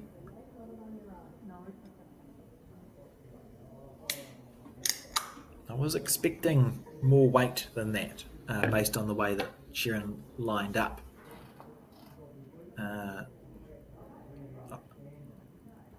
It makes you wonder whether she had considered hitting it initially, and has then gone, and maybe I'm better just to draw on the forehand side. Certainly wasn't far away, but she can afford some more speed. She's got another bowl to come as well, I suppose. And she hasn't made it worse with her last shot. Glenda here on the forehand. She's got a spring in her step now. She has the weight right. She's very close. That's a handy bowl there. It's actually quite dangerous to attack this if you're Sharon. Yeah, she Probably, gets the wrong slice. Yeah, it's probably better to just... Mind you, she's probably at least 2 down anyway, right? So a slice back that way. Just be concerned at the gap between the shot bowl and the pink bowl that sits at 1 o'clock to the jack. You feel like you can get a bit unlucky. You could wriggle through, get a feather off that, wriggle through and be 3 down instead of 2. Yeah, you'd only want to play a reaching speed so that if you were chipping your own bowl out, you're sort of hanging around. Does it make more sense on the backhand, Terry? Drawing or over, like a metre over I on the really backhand. like the backhand. Through Yeah. the split, inside out off the short bowl's fine. Yeah. Yeah, I think that's what we're going to see. So she'll be on the backhand side. Your Less- first goal less is... likely to be unlucky, aren't you? Yeah, you're looking to hit the pink bowl at 1 o'clock. Yeah. about 7 rolls. If you're wide or narrow, you're okay. Whereas the forehand side, it just feels like there's a horrific slice there somewhere, and suddenly you could be 4 down. I just think, what's happened? So we'll see if Cheryl is following the same logic as us. On the backhand, she is. Move. To be on the draw. Beautiful. I think that's pretty good weight. Probably the maximum weight that she could have afforded, but a nice effort on the backhand. And Glenda's going to score again as she mounts this comeback, and it feels more and more achievable the closer and closer Glenda gets to that unlucky 13.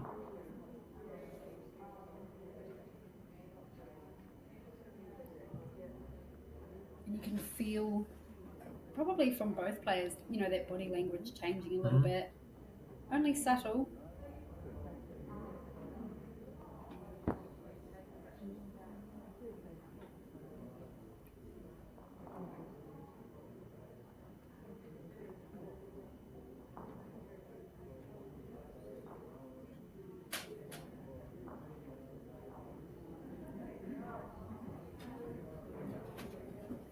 This is measuring for the second shot.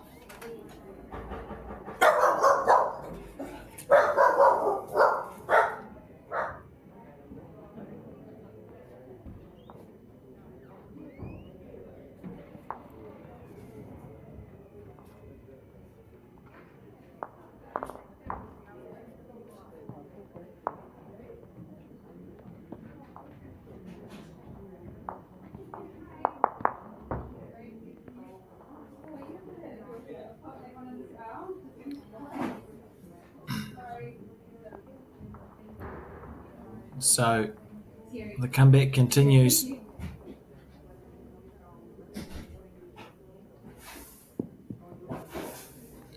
As Glenda delivers the jack, and on these short ends she's been going very well.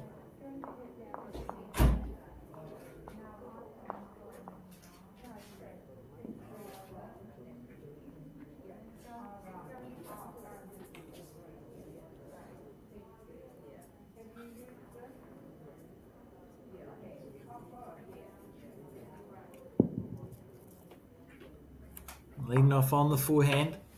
The score 13 shots to 8.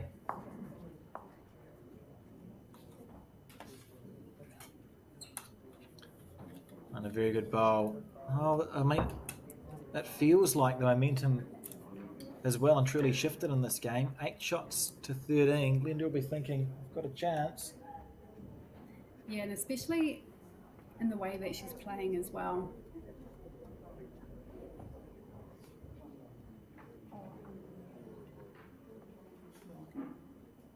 Because sometimes it's less of the score, but more of how you're playing that it feels, Oh, this is good though from Sharon. Yeah, she's certainly making Glenda work for that comeback.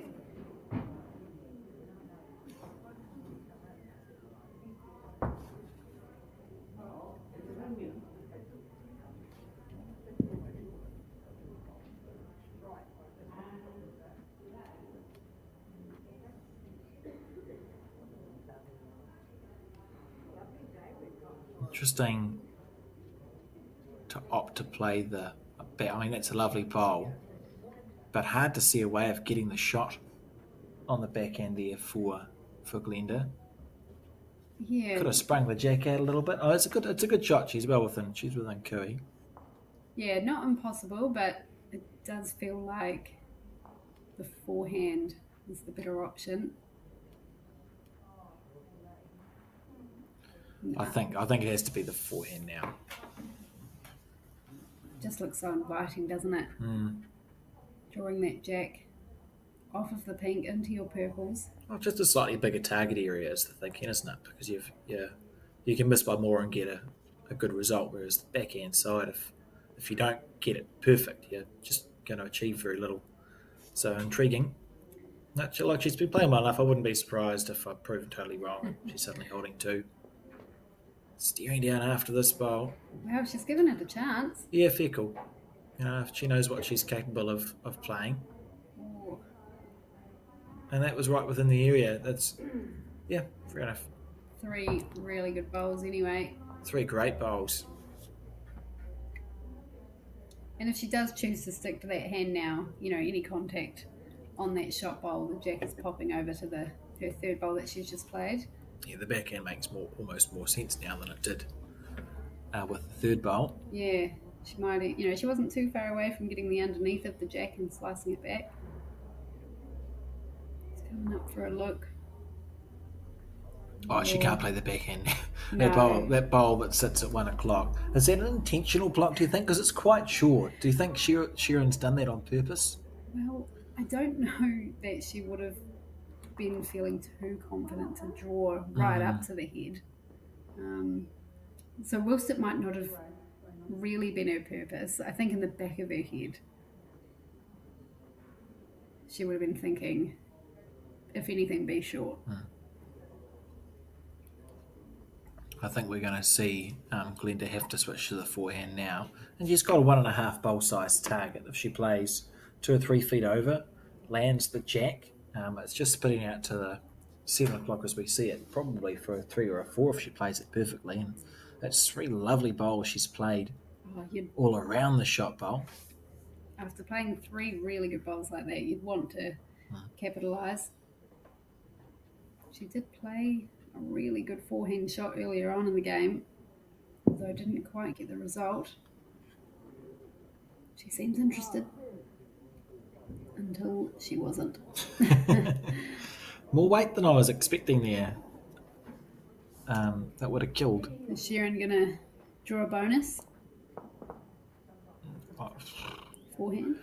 I think I suspect Sharon will be quite pleased to have stopped the metaphorical rock with that one shot there and won't try too hard. You'd almost practice drawing to the 2 metre, wouldn't you? Just go, because her next end's going to be a long end. Yeah. So Sharon may as well just draw a bowl to the 2 metre mark, throw a long end, then she said, my practice bowl at it.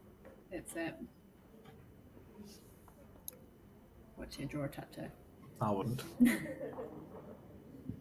again, I'm not here. I've not been good enough to win a champion of champions singles, so who am I? So we see whether Sharon is close or not. Good line. So she was trying to draw. I did wonder if she'd try to go to the 2 metre mark because we know the next end's going to be a long end.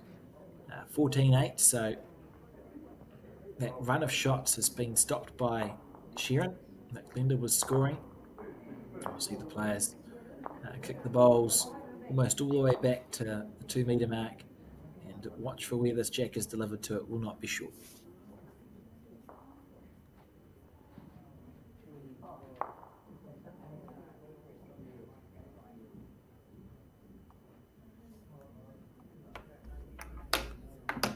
Here it comes. Certainly a longer length than Glenda's preference. Yeah. But this is where we'll see if Glenda's got some touch going because she's played really well on the short ends. Yes. But it was once she shifted it at the short ends that happened. So this feels like a key point in the game. That's it. I think she's found her rhythm now, and even though there has been a change in length, I think you're right. I think she'll have a better feel for the rink and the speed required for this long length. Really good start anyway by Sharon. So this is the bowl that will indicate whether Glenda will be a bit tense in this end or not, because she'll just really want a bowl that's close, and then you can just work through that without thinking, oh, I can't get the weight to get up there. Speed's good. Yeah, lovely. Yep, great bowl. So Glenda, she's snicked the jack, but she'll be happy with that, and she'll feel comfortable. Then you don't waste brain power. Also reminding yourself to push it because you know that it's just there as a nice default. Yeah.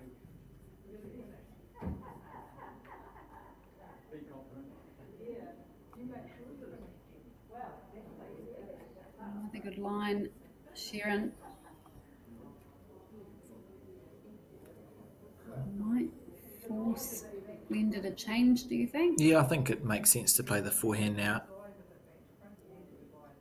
A reminder that if you're looking for any results from this Laser Eye Centre Champ singles, you can find them on the Bowls of Aotearoa results portal, and you can get to that through the Bowls New Zealand website or the Bowls New Zealand Facebook page. They're all there. Look at this from Glenda. She's got it square. Beautiful bowl. Wowee. What a shot. That's great stuff. She's certainly moved the jack around really a fair bit this game. Played some really effective bowls. Taking the jack off centre too, so what that ordinarily means on both grass, greens and carpets is that because you have to take more green if you're drawing on the back end like you are here with Sharon, you'll be going into grass or carpet that is less played on. So generally your bowl, you actually have to add a bit of weight to it. You go almost into the rough and then back in, or out into the rough and then back in. And you can see there Sharon indicating that her bowl didn't come back in. It's actually out of bounds. And that's the other thing. I think sometimes it's having that mindset that you're going to finish just narrow of the jack. So that way... Particularly when it's on the side. When you're going out of the rink to come back into it, you're better to miss underneath or your bowl is dead. Yeah, it just comes back to missing in the right areas, right? Look at this here. Oh, she's got the jack again. No, not quite. Beautiful green though. It's a good shot. And holding two. Yeah, that would be enough for second. Having the jack way out to the side, it's not as easy as it looks to draw the shot here. You know, there's space, but... Yeah, it's not a shot that they've been practicing. Not a commonly played bowl. So we see... Has she got the weight, Sharon? I don't think she does. I don't think she does. I think that's holding two there for Glenda. See what the marker has to say. Come back into camera frame, please, marker. Oh, quite close, but I favour that. Well, we heard her say either. it's quite close, but I favour that. So we'll see. It shouldn't change. In theory, Glenda's shot's still just drawing on the backhand, isn't it? Or more of a similar bowl to her last bowl than drawing on the backhand, because if she is to clunk into the jack, that'll be an easy three. Interesting. Oh. Is she going direct for the jack? Oh my God. Oh, From far away. Brave shot. get it respotted on the 2 metre mark. Wow. She didn't miss it by more than an inch either, to be fair. Maybe she was going for the pink bowl. Get rid of it, you hold two. Well, let's see.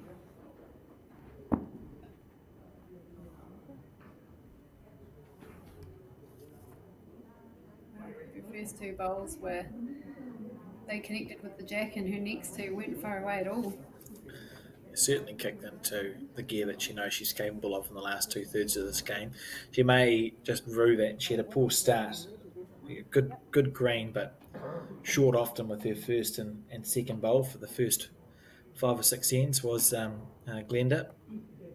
Certainly showing what she's capable of now, and has found herself, if she scores on this end, right back in the game. She would only trail by 5 shots. Let's see. Yeah, I think she's made it. Looking for a second now, but One there to Glenda, so very good. Right. that makes the score 9 to Glenda and 14 to Sharon. Yeah, working her way back into this game really well. And we'll feel confident on all lengths. I still feel as though you get the vibe she'll throw a short end there. They don't Chitiri. That's where Yeah, I think so. I she think was that's playing her, exceptionally. that's her default sort of speed for this game anyway. And even though she didn't score last time, she had 3 really good bowls coming in this direction. Sharon, of course, had 1 right on the jack though, and that was what scored. For anyone just tuning in now, who missed the first portion of the game, the score was 13-2 to Sharon at one point. So the scoring power has been with Glenda in the last few ends.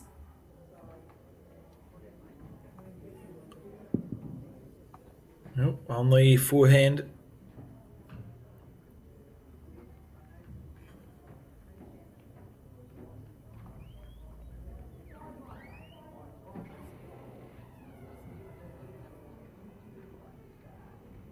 Still coming back to a handy enough spot, and the difference here is, going back to that earlier part of the game, Glenda's bowls were that distance short, still a great line, but now we're seeing, if anything, she's resorting to pass, which is brilliant.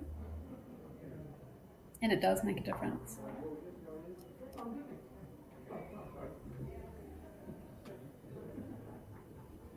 Just looking back through the records, so technically this can be traced back, this event to 2003, and going through, Hawke's Bay haven't had a winner since it began, but Gisborne East Coast have, and Davinia Mills, she won this event in 2018, and look, there's a lot of pretty amazing names on the trophy in the last 20 years. We've got people like Mary Watson, Karen Coombe, Wynette McLaughlin, who sadly passed away a couple of weeks ago, Taylor Bruce, Sandra Keith, Lisa White, Kirsten Edwards, Val Smith.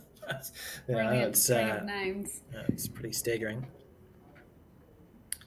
And Glenda will be looking, if she can win this game, she keeps her hopes alive of qualifying and emulating Davinia Mills. And for the Hawke's Bay representative, it would be a case of being the first person from your centre to have your name on that trophy. Sharon's playing well enough. She's shown that sort of,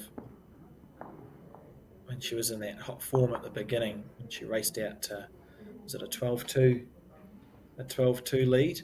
13-2 she got to, and yeah, she was just so consistent. Incredible bowls.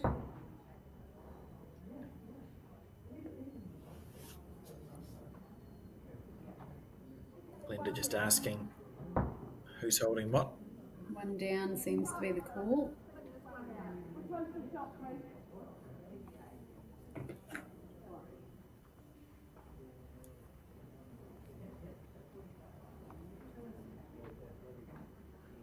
So,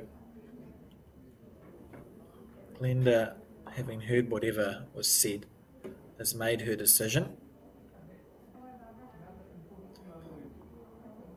Still far enough behind at 9:14 that she'd like to think she can score maybe the next 2 or 3 ends in a row, and then you can start affording to go sort of Needs to drop trade down. blows square. Well, that gets rid of one. I don't know if it was the shot though, was it? I don't think so, but it may have. She may have removed it.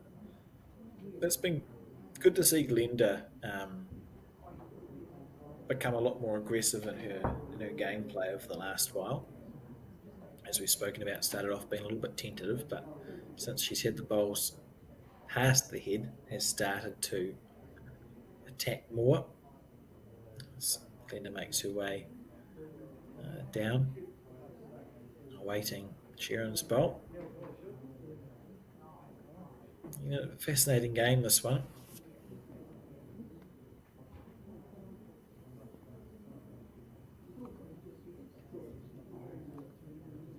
On the back end.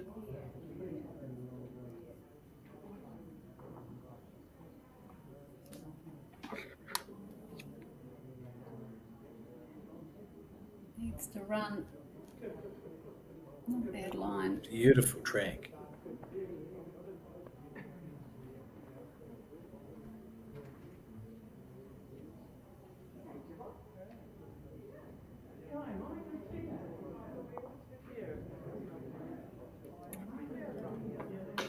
Right, what's your call? Terry, who's holding the shot here, do you think? I think it's Sharon's front one.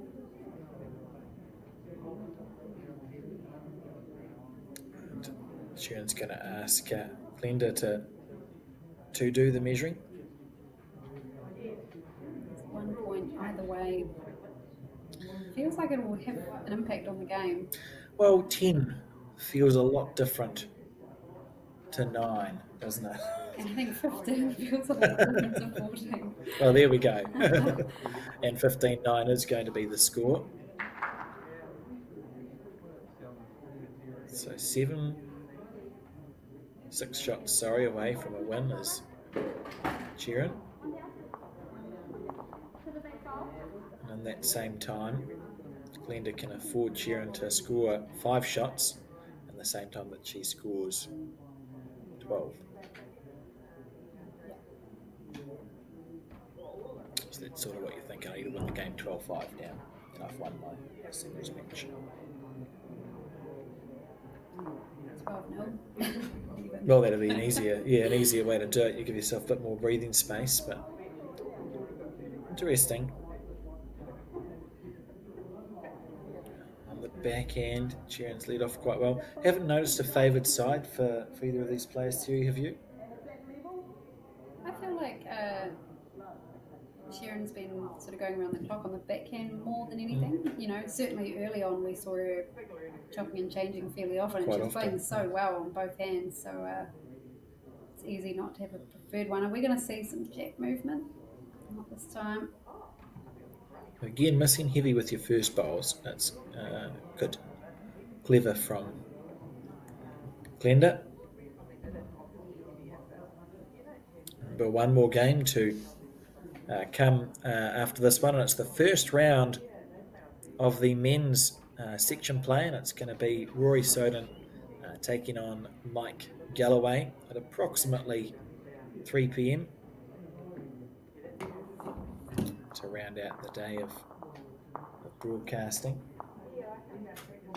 And 2 more days, Saturday, Sunday,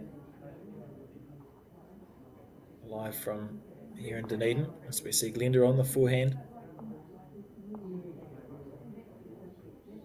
Land the pink. Good bowl. Yep. Well played.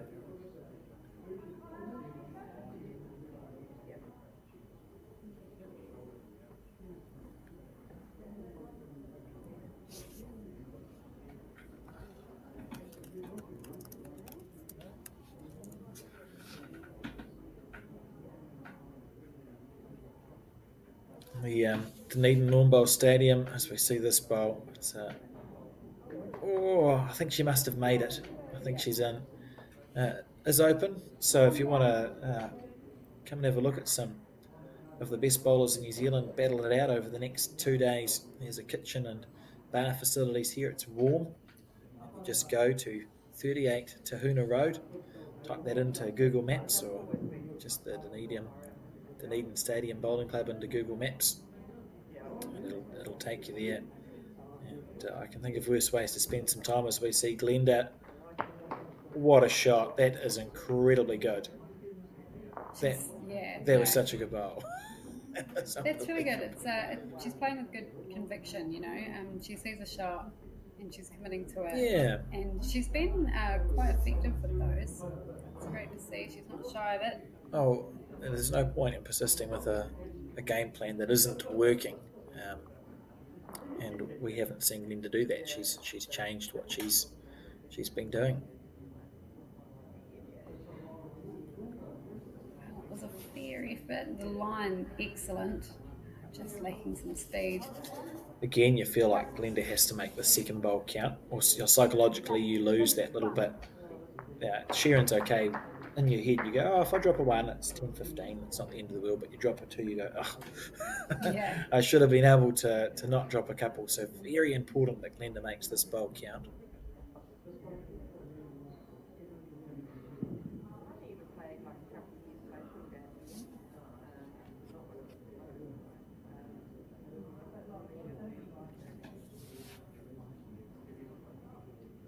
Needs it to stop.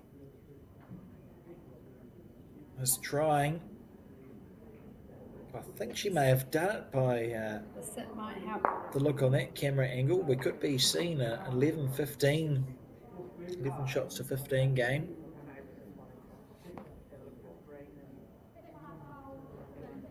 And this Laser Eye Centre Champ singles. 2 there, so 11-15 the score, and Glenda doing a very good job in mounting this comeback. Remember, she was trailing 13 shots to 2. So in the same time that Cheryl has scored 2 shots, Glenda has scored 9. So she lost the first part 13-2, but at the moment she's 9-2 in front. And if that ratio continues, we should be going close to like a 20-all, 19-all situation, Terry, if the trend follows through. Yeah, that's exactly right. And awesome to see. It's great for people tuning into this. They might be thinking, I've been in a similar situation to that. So it's just seeing what is possible. All it takes is a bit of a momentum change, whether it be the jack, just something that disrupts the rhythm or gets you into your own groove.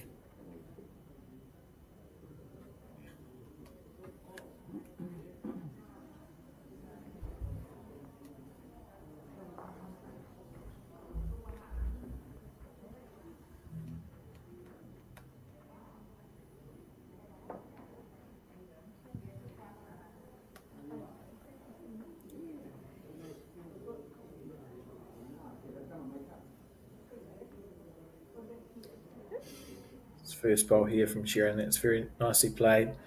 Glenda will have been disappointed to have scored 2 to make it 11-15 and then just missed the head by that much. I'm sure she will correct.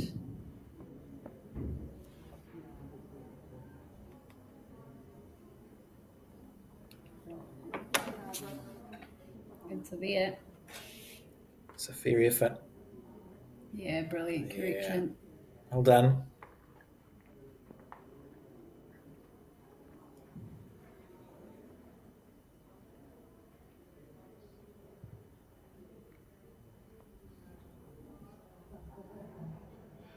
Been impressed with both players' body language during this game, Terry. They've both presented as being pretty relaxed for the duration. When Glenda was down, if you just looked at her body language, she wouldn't have. Some players, like if I'm playing and I'm 13-2 down, you wouldn't have to see the scoreboard. Glenda, the body language has been really good from both when they're up and when they've been down. Yeah, that's it. And even with Glenda on the comeback, good shot. That would give Sharon every right to feel a little bit stressed and whatnot, but she's remained pretty much the same the whole way through. Needs this bowl to hold. We know it drifts a little bit on the backhand. Probably more the weight the issue there than the green. I think if she'd had a bit more weight, the bowl would have held longer. She's got a 4th bowl to do that. So what's the call here for Glenda, Terry? What would you play?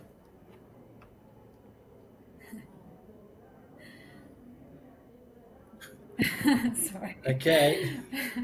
Very helpful, thank you. I probably need another look at the screen. I'd be agreeing with Glenda there. Just the same again, to be honest.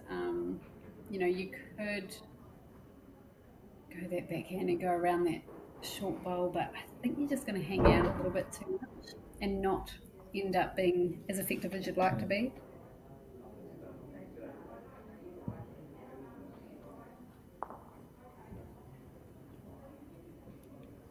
She's taking a wider line rather than giving it more speed, I think. And therefore, it's going to be another shot to Glenda. What does it feel like if we put ourselves in, it might be even a couple of shots here, we put ourselves in the Sharon's shoes? She was raced away to this 13-shot-to-2 lead. What sort of thoughts are going through your mind when you blink and suddenly you're going to be maybe 15-12, okay, 15-13, oh. Okay, well, that's 15-13. Is there a third one to happen? Wow, I mean, let's just presume, let's say it's 15-14 in about a minute. What's going through your head if you're Sharon, Terry? Naturally, it would be disappointing that, you've had such a good buffer on your opponent and now you've lost that. And Yeah, it would be disappointing, but at the same time, I think you just got to remember that that's bowls, and you almost have to. I mean, you're prepared for that to happen. I think it's it's not to say that you're so prepared for it to happen that you're letting it happen, but Well, it's going to be three. It's 15-14 here, and the race to 21. What a comeback we're seeing from Glenda. Sorry, Terry. What were you saying? I just got to saw the pedals. Yeah, that's an excellent comeback. Quite often we see a bit of a comeback, but to get right back into the game where it's absolutely anyone's. Oh, look, we've essentially started from scratch again now. Yeah. Great stuff. I suppose for me, if I was thinking about, like, if I was in Sharon's position, you still think to yourself, well, I did the hard work to be 13-2 up, so I deserve to still be, if she hadn't done the hard work to be 13-2 up, she'd be down and out in this game. Because Glenda's scored 12 shots to her 2. So we've seen a 12-2 half and a 13-2 half. We just think, cool, I've done the hard work. We'll start again from about 14 or 15. Yeah, and what I'd also be thinking is, at the end of the day, I've still got my nose in front. I think it's very easy to fall into the trap of, feeling like you're losing because you have, the momentum hasn't been with you for this last part of the game. But it's very important to look at that scoreboard and think, I'm actually still one up here, despite dropping so many points on the trot. Well, it's 12-2 in favour of Glenda in the last 7 or 8 ends. Yeah. But you're right. Sharon's still leading, and they're both playing well. We've just seen Glenda become that bit more aggressive, I think, and those short ends have made a difference. And Sharon is still playing well, and I think that's the good thing. Like I said before, if your bowls are struggling, it doesn't really matter what the scoreboard says because you feel like the whole game is just tough going. But if you're actually playing well, you can take confidence in that. And Glenda could wait twice. Was it one on the forehand and one on the backhand there? Yeah. So just switching to the backhand for reasons. And we'll see Sharon stay on the forehand side.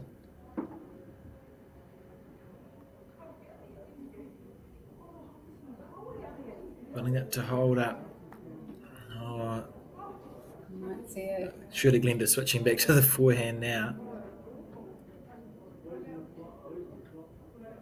Unless she opts to be aggressive, it has been working well, but no. Cool.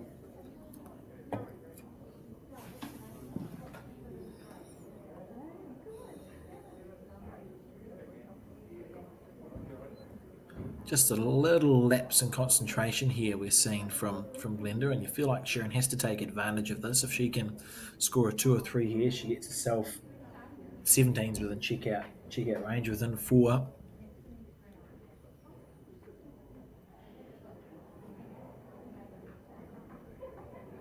Looks to be another good par. Should be in the area. Oh, Still room, isn't there? there is room for Glenda. You can see her weight's been perfect twice.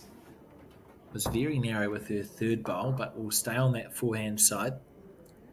Again, you're turning the shot bowl onto the jack, really, aren't you? It wouldn't surprise me if she kept that sort of speed. We have seen her Yeah, true. reaching through. Bowl or jack's the option.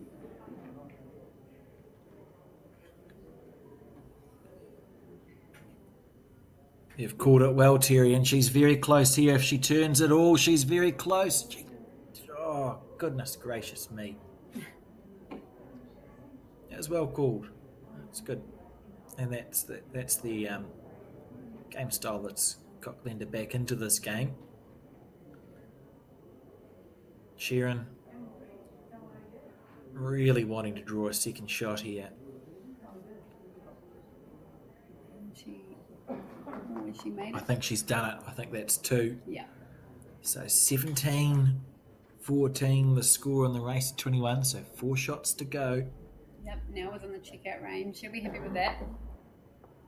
No doubt. Back to the longer ends. Does that change when you're playing a game of singles, Terry, and you get to 17 shots? Do you change anything at all, or do you just go, look, whatever's got me here, should get me to the end, I won't change my shot selection. Yeah, I wouldn't even be thinking about the check-out range, to be honest. You know, bowlers often talk about process, and I mean, it's so true. Doesn't, you know, the scoreboard does play a big part of the game, but at the end of the day, you just got to play the bowls in front of you. If you were dropped to 4 to lose a game, Terry? No. No, I have. Well, not an outdoor, probably an indoor, I don't know. It was The excellent start, especially with the new length. Tell us about this 4, Alex. incredibly deflating at, I think, the Matua Bowling Club in the centre singles, and I'd lost a game and won a game, and I needed to win my last game to qualify, and I found myself like 13 or 14 shots down, as we see Glenda here. That's a good bowl. I clawed my way back, Terry, to like 17 all. No, Amazing. actually, I may have been 19-17 up, I think. Wow. And the opposition trailed the jack back, and I had 2 run shots into a pack where I didn't think there was a bowl size gap, and I went one side and the other side and dropped a 4 to lose. Ouch. Which is why I now sit behind a desk and commentate bowls instead of playing it. It was very deflating. Don't know why I asked you that question, it's just depressed me. Glenda with a good bowl. Well, to turn that around, have you ever won a game by getting a 4 on the last end? I can remember being happy at getting numbers to win games, but I couldn't tell you of any specific one. The pain is burnt into my memory a little bit more than the satisfaction. Violation, yeah.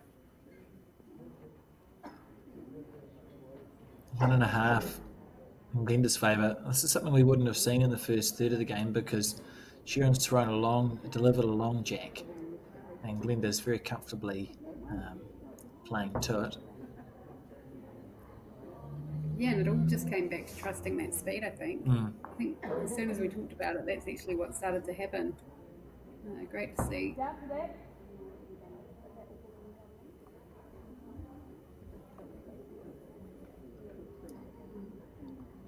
And hoping for a lay of the land. Yep, 1 down.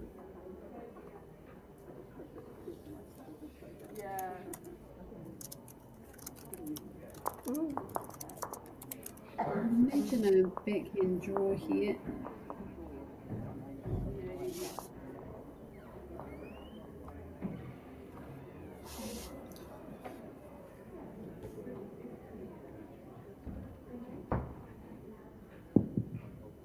Nope.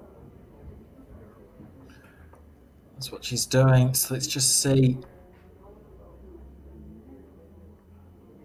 Big inside out. No, not quite. Is that reaching bowl again? And Glenda is going to get a 4th bowl play. And the way she's played her 3rd bowl would indicate she'll be quite happy to be reaching right through. See what Sharon does here, of course.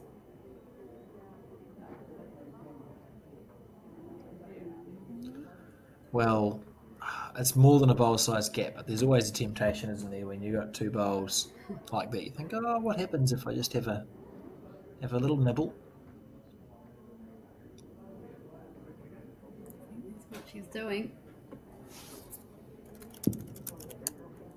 More speed this time. Oh, she's close. Oh, unlucky. Well, if it did happen to be 2, she's cut it down. If not, no change. She can afford to drop 1s, but she'll be wanting to score 2s and score them quickly.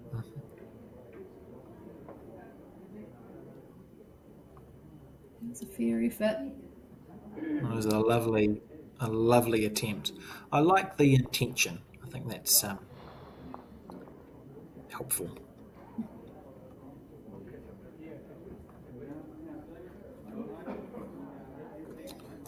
We do find the score now sitting at 18 shots to 14 in favour of Cheryl. So she needs 3 to win.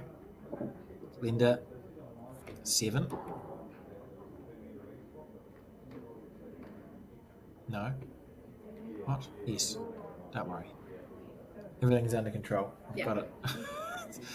So 3 to go for Sharon. Been a great game of bowls, actually. A sort of largely quite a seesawing game dictated by length. I think Sharon got off to a really good start, and then Glenda got hold of the jack and didn't let Sharon get really back to it for some time.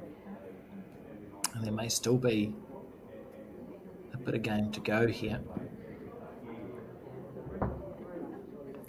And it's interesting because Sharon had she had adjusted reasonably well to those shorter lengths, as has Glenda in this last part. Now that they've increased the length again, but they're still scoring on their favoured lengths, aren't they? Yeah, just tighter heads against it, sort of thing.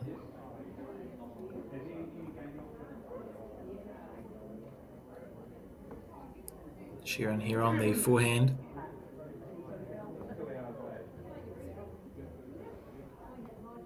Yep, good position. Yeah, nice bowl.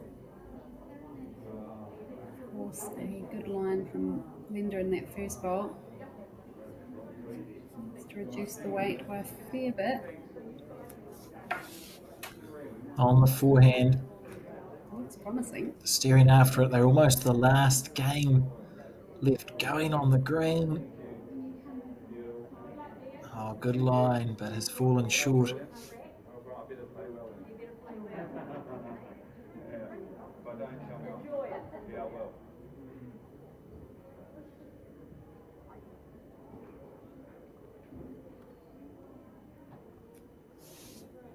Sharon on the forehand. She's holding game if this ball hangs around. And that does interesting things to the psychology, doesn't it? Because now Glenda's thinking, well, if I don't get a bowl there, it's over. Yeah, I'd say there'd be less inclination to attack at this point, right? Because there's plenty of room to draw and you need bowls on the head. And there's the speed, because the first bit looks good again. Needs to rest through that bowl at 6 o'clock.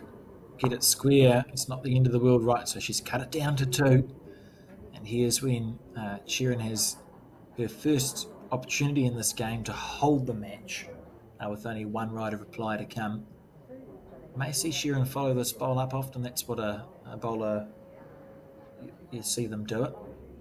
If you're about to be holding the down win, your opposition trot after the bowl. Well, maybe. Yep, that's 3. I would say so. Glenda's line has been so good. Definitely 2. Well, if you're not sure about the third one. Yep, there it is. I think 3. Oh, that's good, because that doesn't change the shot selection, I suppose. Yes.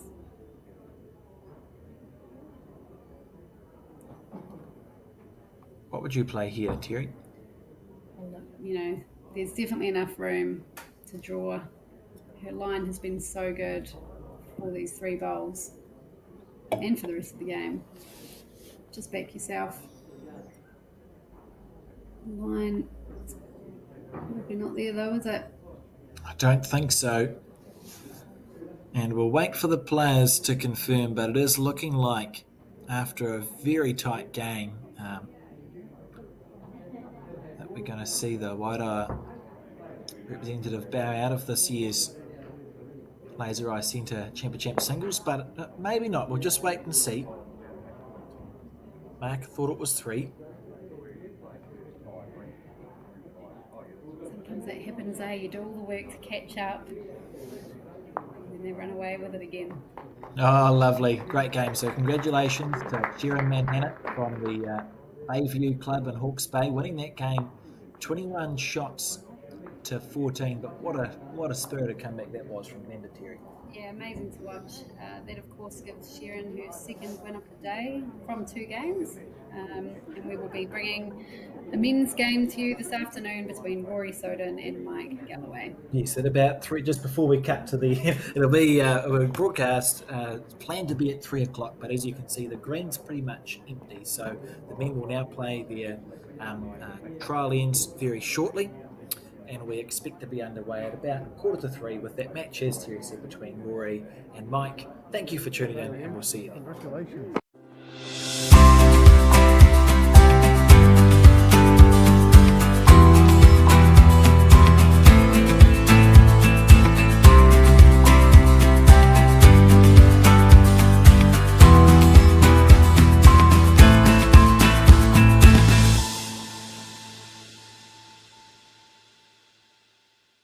High performance sports requires a laser focus every day.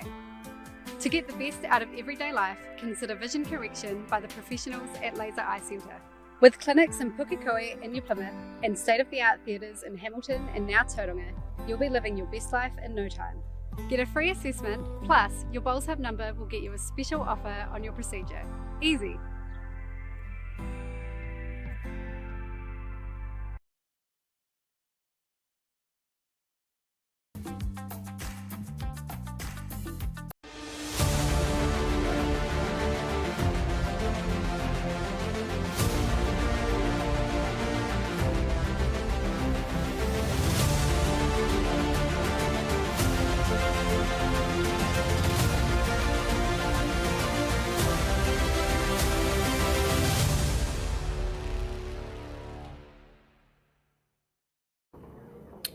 Good afternoon and welcome back to the Bowls New Zealand coverage of the Laser Eye Centre Champ singles broadcasting live from the Dunedin Lawn Bowls Stadium. My name is Alex Reid, and for the third time today I'm delighted to be joined in commentary by Terry Blackburn. We've seen 2 good games and this one should be no exception. We've got a former New Zealand singles champion in Mike Galloway, who's just played his bowl there, the blue bowl, which is convenient that it matches the blue on the scoreboard, taking on Rory Soden, who's got blue bowls, and they don't match the blue on the scoreboard from the Kaitaia Church Road club in the far north. These two have met before, Terry, when Mike Galloway won his New Zealand singles title. They met in the final at Carlton Cornwall on that occasion. I think the score was something like 21 shots to 11 in Mike Galloway's favour. He will be looking to repeat that dose. Rory will have something to say about that. What do you think we're going to see in this game? Yeah, I'm really excited for this one. I've seen a fair bit of Mike Galloway over the last couple of seasons. Obviously, he was part of the winning National Fours team in February this year. And yeah, it's been quite some time since I've seen Rory, but I do hear that he's tracking along very well. No doubt the standard's going to be very high this one.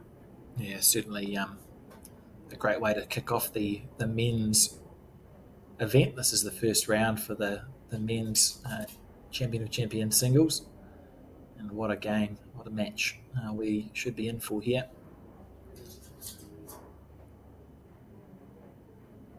So Rory with the are almost a solid blue bowl, aren't they, and Galloway with the speckled ones. Certainly a lot of blue on screen at the moment. The blue green as well. Be interesting.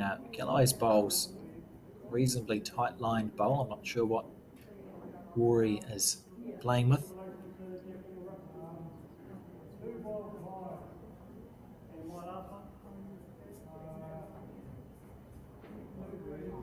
Should be a good game. So Galloway's holding one there. That ball that's just passed.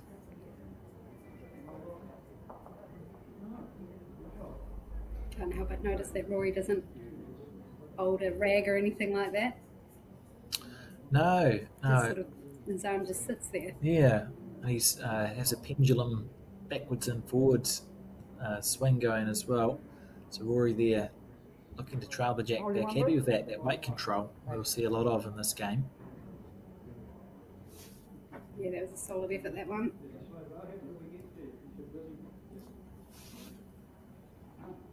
Galloway on the back end.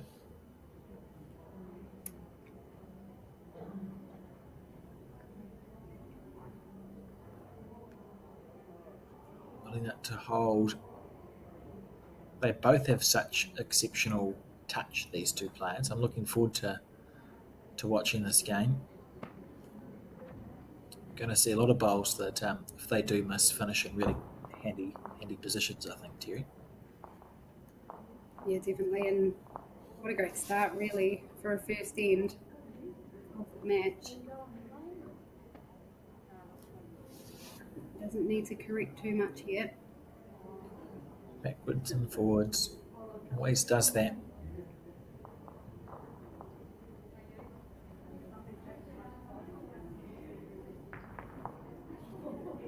He's interested for good reason. Look at this here from Rory Soden. What What a start to the game. What a great shot.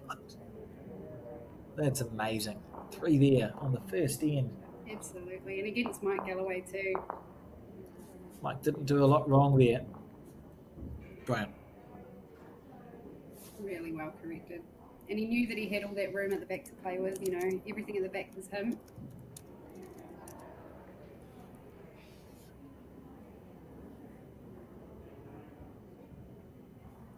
So they've been there and back. They've played 2 trial ends. Just real quick, when Melissa comes on, we'll be able to hear her, but I'll intro her and then she'll be live. So don't talk to her as if she's live. We'll just hear her to see if she can make sense. Galloway looking off in the distance, and it's the third game we've seen on this rank. Both hands play well from what I've seen, Terry. I don't think we've seen a hand become a favourite out of necessity, really. Players have had players pick a favoured side. Yeah, naturally. But not because that's the only playable side. That's it. Yeah, both hands are definitely very playable.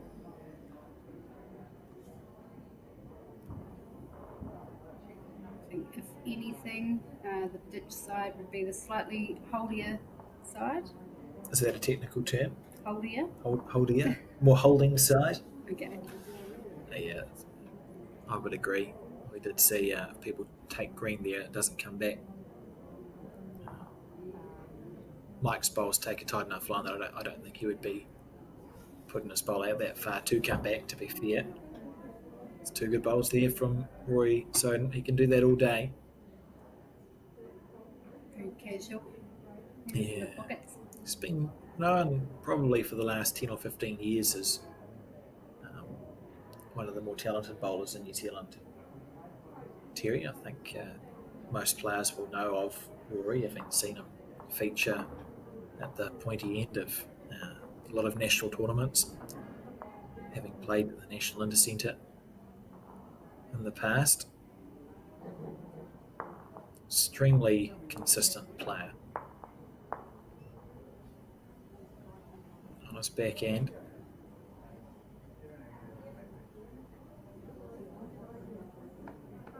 Yeah, look, he'll just do this all day. He'll just stack it up all day long. Amazing to watch. It's hard to play, I would imagine. What do you do now? Is he lining up? Is he just looking for another one here? I think at this stage in the game, Galloway probably still looking to find his draw weight. Not far off. And look at that. How classy is that bowl? Amazing. Oh, this is such an exciting game. Already. It just went bang, I just draw a back toucher, it's fine. A lot of players would have thought about lining up there, Terry, because Galloway went over and under by quite a margin. You think, well, actually, am I good enough for my third bowl to be good? Maybe it's easier to hit. And yeah, for a player of this, because obviously the target wasn't big by any means, so it would be a decision made by someone who really does back their drive. But he obviously backs his draw as well. I've always thought it's an interesting conversation to have when players get good enough to be confident with any shot they play, because it actually makes your shot selection more challenging. Yeah. Now, often shot selection can be guided by ability. So if you think, I'm a good draw bowler, ergo I will draw, or I'm good at drive shots, so ergo I'll drive. But we've got players who are good at both. And then you go, well, how do I make my decision? So it has always fascinated me, and Rory's gone and had a look. He's 1 down, we think.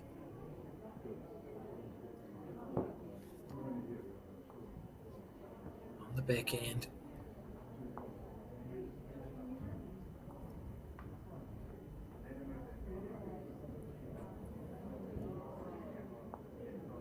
so close to making any contact. Lovely speed, as we've talked about and seen already.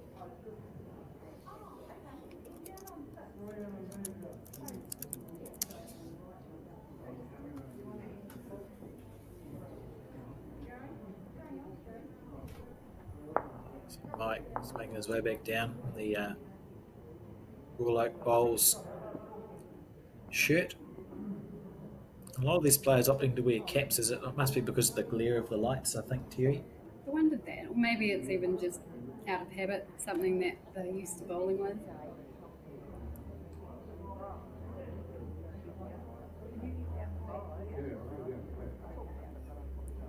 Pretty good speed for it.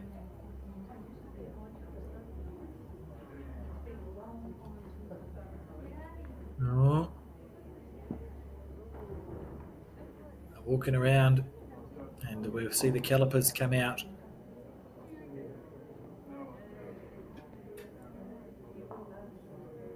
Galloway looking pretty confident, I would say, while holding on to the mat.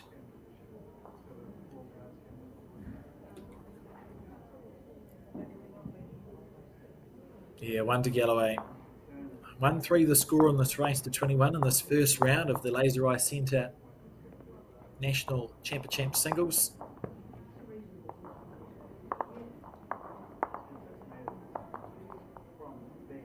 As the players form their way in.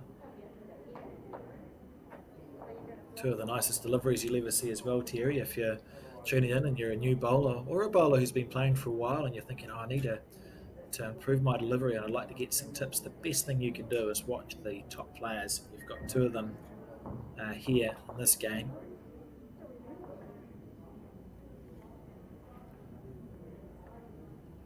Both of them, if you took 50 videos of their delivery, they would all look essentially the same.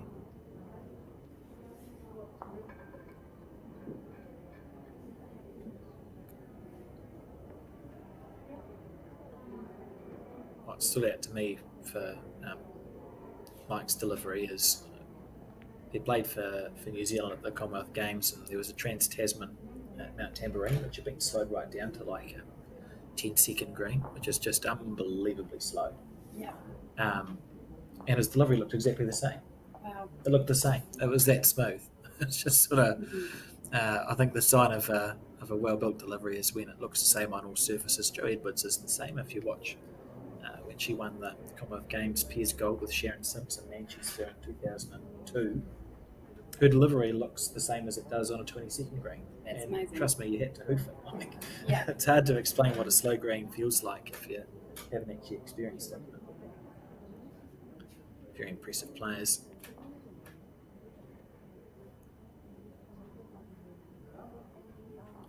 Yeah, it's just such a fluid follow through, isn't it? So no matter what the speed, no sudden movements.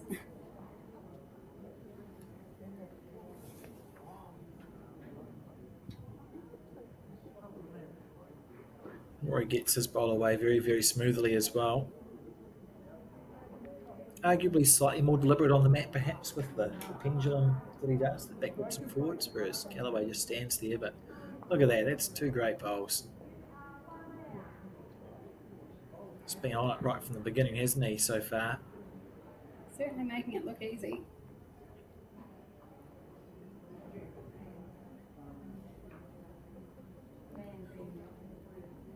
Oh, it's the most emotion you'll ever see from Mike Galloway. Is just the tiny. He looked a little bit up, and that means he's disappointed because he knew he had the weight right, but missed his line when drifting, like you suggested on that the ditch hand.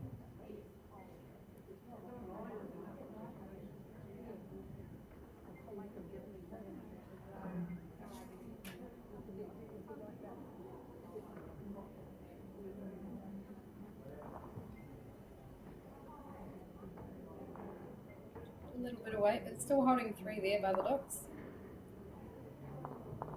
Galloway sort of has all bases covered. On the back end. Yet to find where he wants to be, which is right in the middle of that green. There wouldn't be many times good bowl from Galloway, where if you give Michael 4 bowls to get within a metre that he would fail to do so. You can't really back him to... He's not one of those players where you'd think, oh, he might miss this. Yeah.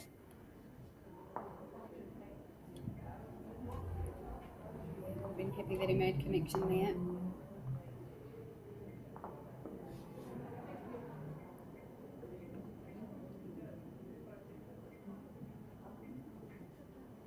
How good! Oh, such good bowls. That's amazing. Another 3, is it? Both going in this direction. Certainly well and truly put to bed the memories of the New Zealand singles final. Out the front of the Carlton Cornwall Bowling Club has Rory Soden. On that occasion, Galloway defeated him, I think, 21-11. And was in control all the way, but Rory's come out of the blocks real hot here and is going to lead 6 shots to 1 in the race to 21.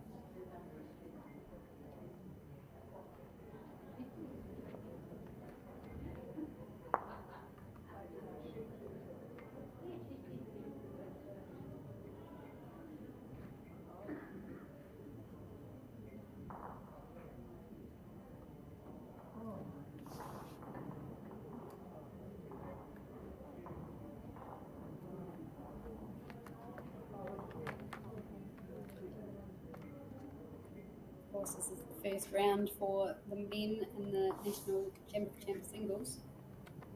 The women have been playing earlier today.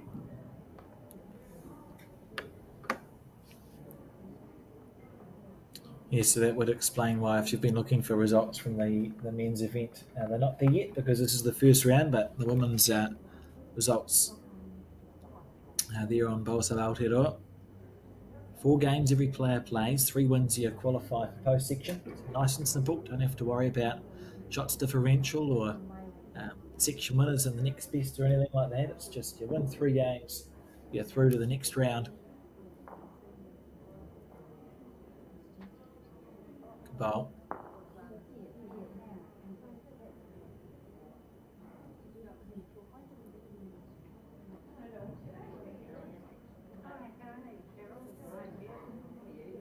Steely look. He's had an exceptional season this year. Galloway won his 20th Auckland title, I believe. Just an incredible effort, along with a smattering of other results. Yes, he obviously won the Auckland Championship singles to get to this point, and he also won the Auckland mixed pairs with Lisa Prau, who we watched this morning on the live stream. Got off to a bit of a slow start, but then she absolutely stormed home. She was playing exceptional bowls.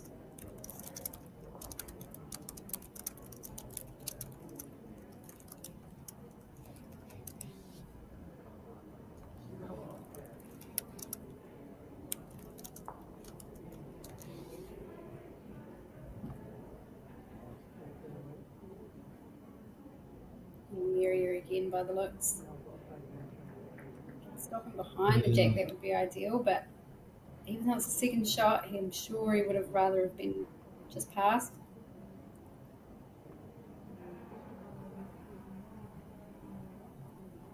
Do you think Rory will sort of keep that little trail speed, or do you think he'll keep the line and draw a shot?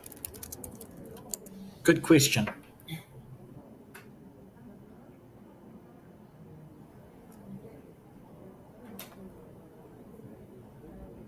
He's done the same again. 4 balls. He'd be wishing the jack was slightly longer. Very consistent, but unfortunately not where the jack is. It's literally 4 bowls in a bunch. It's got around and underneath the jack.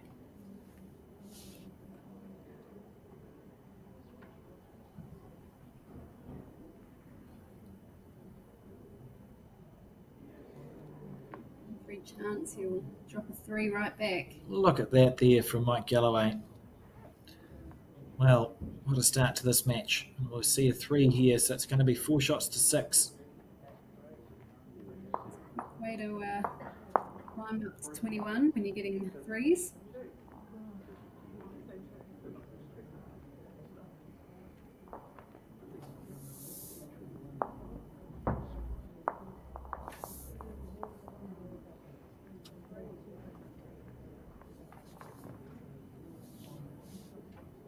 So this direction has not been a happy hunting ground for Mike Galloway, has it? He's dropped 2 threes coming in this direction. So he'll be thinking my first bowl would be nice if it was within a couple of feet of the jack.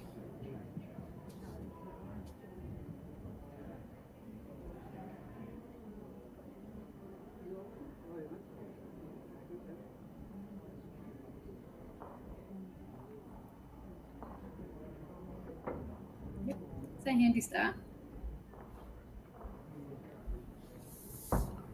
Oh, he's gone for a walk.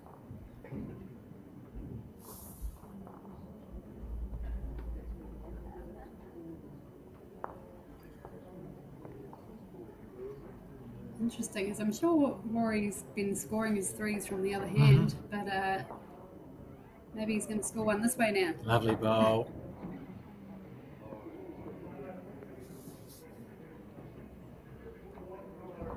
Shelley Jacobs in the background, New Zealand indoor player. Yes, just won the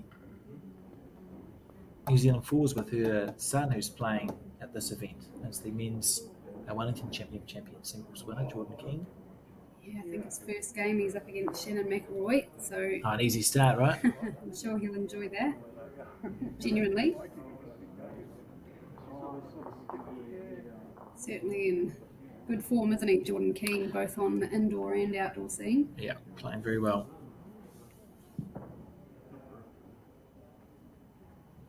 And Rory looking to rinse and repeat.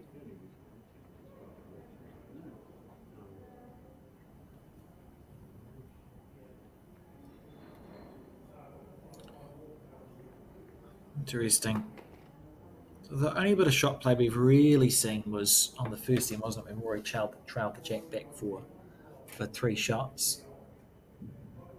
As we warm into this game, Galloway is one of the most accurate run shots in the country. That's a lovely bowl. He's played that, How classy was that? yeah, very well. Just with a really nice speed. Well, it guarantees that your collision bowl hangs around.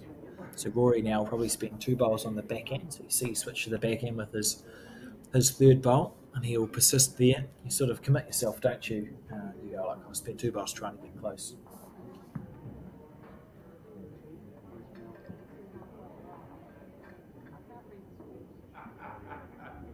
Look at this.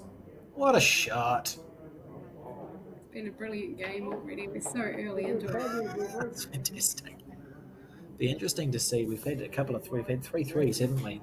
So 9 of the 10 shots have been big multiples.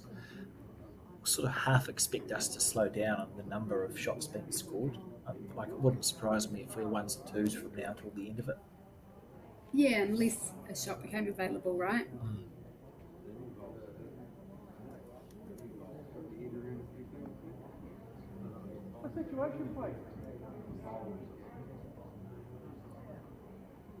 He'll probably play a very similar shot to his last bowl. Yep. Here's one down.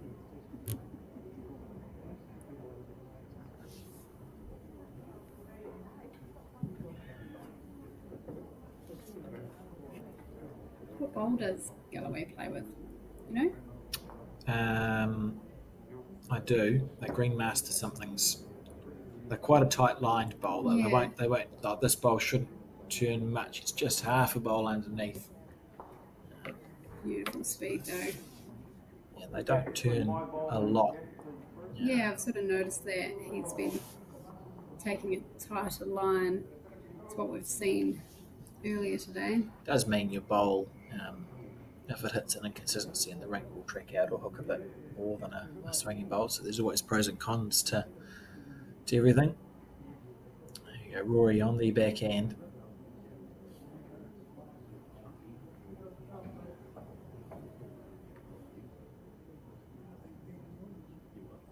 and his bowl will turn back and across the I think he's just lacking some speed this time, but rink. the line was very similar to his third bowl. One there to Rory, so 7-4 the score in the race to 21.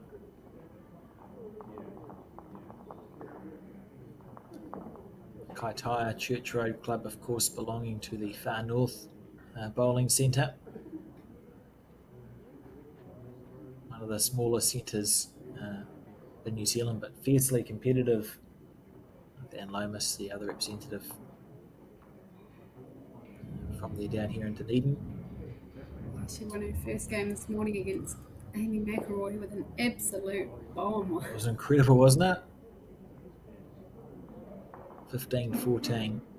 So I'm sure there is a contingent watching from the Far North Centre, following both Rory's progress and Anne's, and certainly being represented very well, as they always are at things like the Bolstry 5 National Interclub. We've seen Far North teams turn up and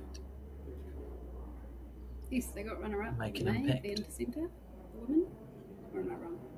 Oh, you just make your statements. That was Northland, that's underneath Far North. Sorry. That's okay. In indoor bowls, there's only one Northland. Here we go. Galloway on the forehand. Good line. Yep, handy bowl.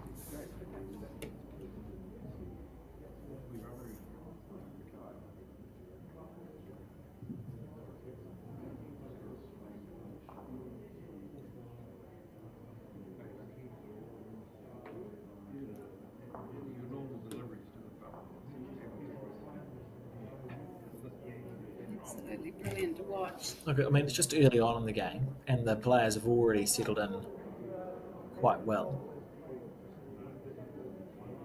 And there's heaps of time to go for them to get better.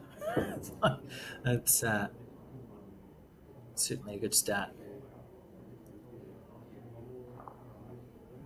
With 3 out of 4 wins to qualify, I wouldn't be shocked if this is just a prequel to the final that we see in a few days' time. Look at that there from Galloway. Still going to be the one down, but how good for his third bowl. He's opened up the back end now, hasn't he? What would you do here if you were Rory? Because I'm looking at the forehand. It feels as though it's the better option. Yeah, I think that's what we'll see. It'll just be on the forehand side. 2 rolls on the shot bowl. Yeah, Slightly underneath it. It's not the end of the world. Even if he just happens to be just past, he might still be in amongst Galloway's bowls, and therefore less likely to get into trouble if he were to trail it. Galloway that is. Yeah, just in that area, and he's chasing it down.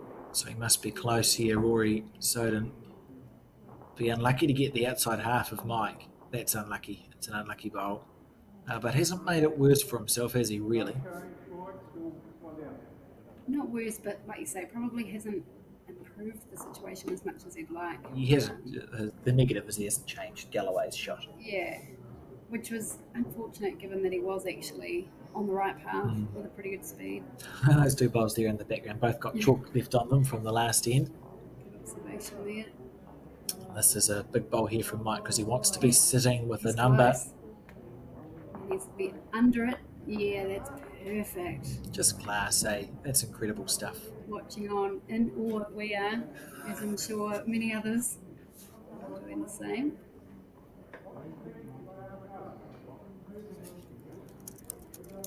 What's your feet, Trish? Now what? What's your feet? Must be going to have a go at it. Watch your feet is the call. Okay, the furthest right half of Mike's shot bowl that you can see should get rid of both of the bowls without any movement of anything else. Yeah. Oh, it was someone else. It was on the next ring they were talking about that before. I thought we'd just been told that Rory was going to I thought that too. barrel it. He might still. Looks as though he's going to play big speed, speed. If he clears the front, he's close. He'll get them both. He'll get them both. He got one. Well, that's a really good bowl because it was always going to be hard to actually get the shot the way the head was sitting. So I think the goal was to cut it down to 1. Yeah, it's well played. Of course, Galloway, he's got the opportunity to not only add a second bonus shot, but every chance that he'll bring in a third. If you add two, you're probably making three, aren't you? Because that weight's enough to spring the jack back for three shots, and he'll draw level if he does so. Yeah, it's the same shot again, really. Great standard here. In Dunedin, nice and warm inside. On this blue-green. Start to break now. He's very close here. He'll be, if he's fallen short, he'll give himself he'll be disappointed at that. Not the way to miss. Yeah, any movement is all right for him. Has he got new shoes, Galloway?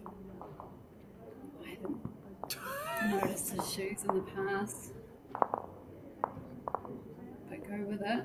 I think they are. I would say they are new shoes. I don't recall him wearing those shoes. Maybe he's got them specially for this champion, the Laser Eye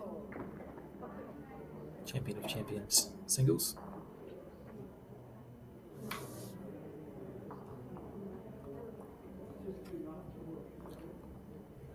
It's been great to see a few events happening in, I guess, what would be called the off-season throughout the winter.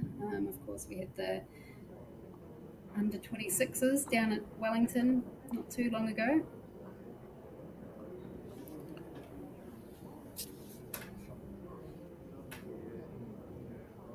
Another good opener from Galloway.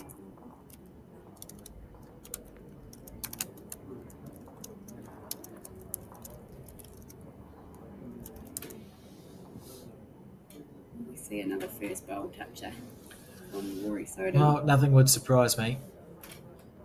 On the forehand here. Good line, just slightly past.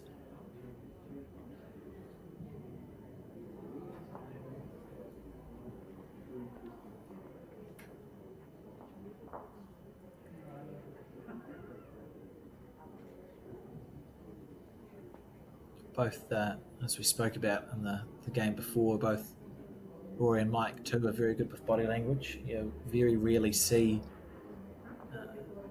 much one way or the other. Although Mike can jump quite high if he thinks it's a good bowl. I'm not sure I'd class that as, I wouldn't call that a body language situation. It's just if he's playing a run shot and needs it to hit something, he sort of does the gazelle sort of leaping around. But very good under pressure, both of these players. Galloway Gazelle. Yeah, the Galloway Gallop. Interesting that Rory switched to the backhand there. Look at that weight there, exactly the same with both of them.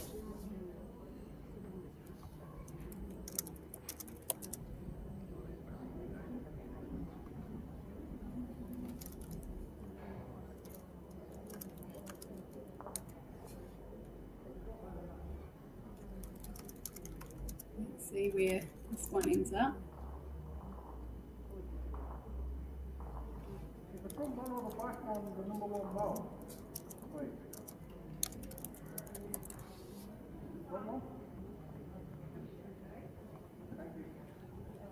Going to see Rory switching back to the forehand. It's got the line and the pass. He's got another bowl to come as well. He needs to get a little bit of fortune here off that front bowl. Oh, it's just the first time we've seen Rory really blink here.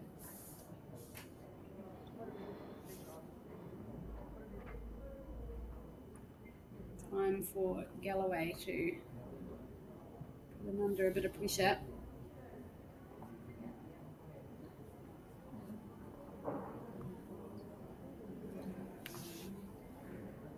He'll be looking to do that. Look at this here.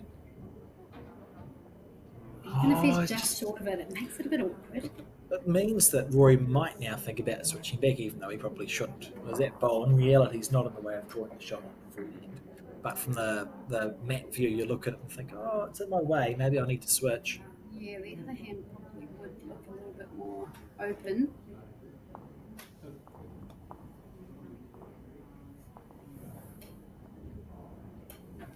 Here he comes. He needs to dive a little harder. Oh, lovely effort. So that's a bowl that's been played with confidence, right? But it just hasn't quite worked.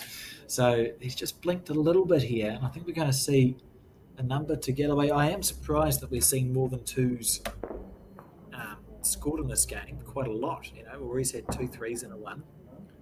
Isn't it funny that this felt like quite a loose head, really? But I think if you think of most games, this is actually a pretty decent head. You know, all of the bowls are on screen for starters. Yeah, exactly. Perhaps only the 2 there. We'll wait and see. No, it's to be a 3. 3, so an 8-7 lead now to Galloway in the race to 21 shots. Be disappointed in that 3. It felt somewhat soft, didn't it? You know, that third shot sneaking in. Yeah, there's most of the other ends that Rory's played. Galloway wouldn't have got a 3 on that end if he played the same sort of bowl. That's it.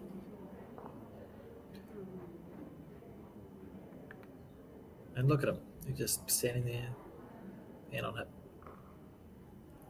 Oh, can't take his vest off, must be getting warm. Nice shirts from the Kaitaia Church Road Bowling Club. And Mike Galloway here with his first bowl on his backhand side. Right on it.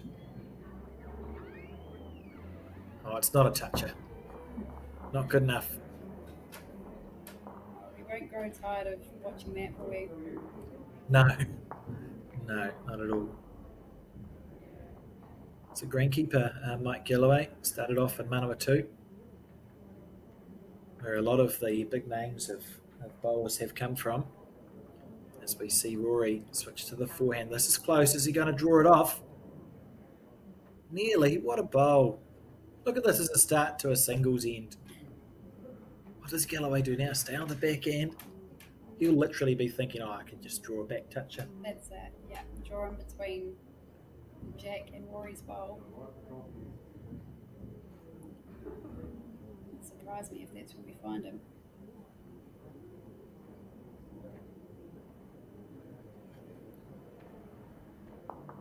Yep, played it well.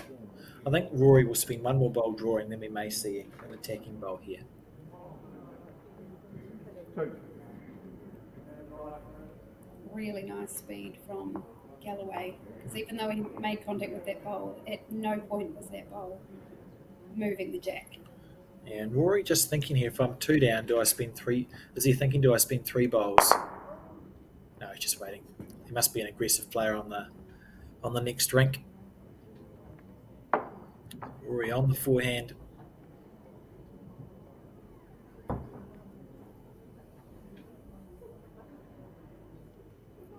He's very close here again, Terry. He's very close here again. He's got it. Look at this. Oh, what a shot. Now, what does Galloway do now? Oh, I don't know. The danger is obviously the jack moving.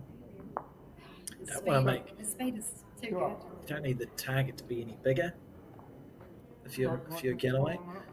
Yeah, but it isn't even like Rory is going to play big speed, so Well, you could potentially drop a 3. that's Yep, it. that ball is second shot. Without the jack moving too much, you know. So it's not even like you've got. Yes, it would be handy to have one well passed, but there's not actually huge benefit the way that Rory's playing this shot. Yeah, we'll see Galloway try and play Rory's bowl, I think.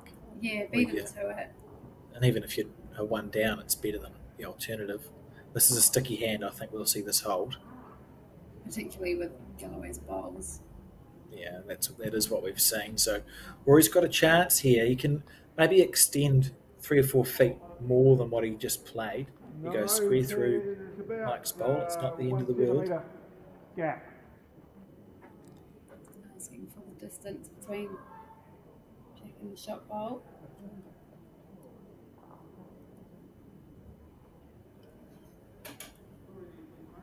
Smooth as silk, Rory Soden on the forehand. He likes it. He's very close. He's added that smidgen of weight. It's not overplayed, but it's more weight than what he had played. He'll be happy if he stayed up on the paddock there. And he possibly did need that extra bit of weight, because if he's getting the bowl again, you need it to move. Yeah, and you can see there his bowl's actually stayed up on the rink. So now there's a real argument that Rory could play that or more weight again. So the jack gets respotted. He's probably holding 3 on the respot. Well, that's it. So now what's Galloway doing? Well, he's switching to his backhand. So do you think he's moving past the head? I'd try and stop the 3, the easy 3, which Okay. is to just draw past the head and force Rory to play a more difficult bowl. But again, I'm not Mike Galloway. He's incredible, but it looks like he's trying to do that. So you're just trying to stop the easiest number, which he's essentially done because that bowl is past enough Rory's that if a jack got respotted, you'd just be 1 down to the respot unless something cleared it on the collision. That's it. So there's still a chance for a bit of luck for Rory. He could get a 3 here if he hit it hard, or he may opt just to fold Galloway's bowl through the head and see if he can get a 3 that way. Certainly options on.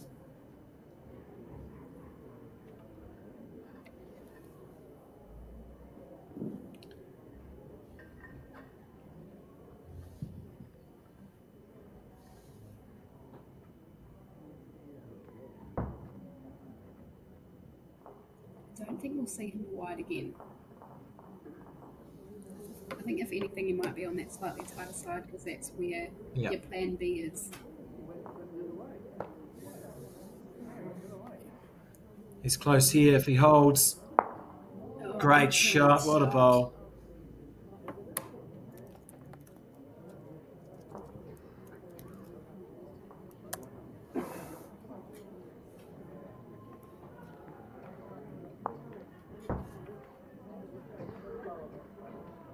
Another brilliant end between Rory Soden and Mike Galloway. They're certainly putting on a show for us.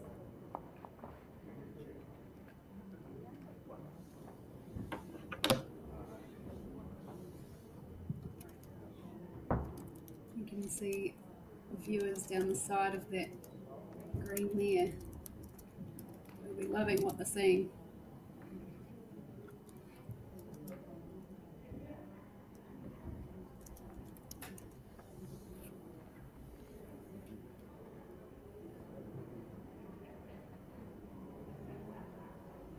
Pretty good, Alex.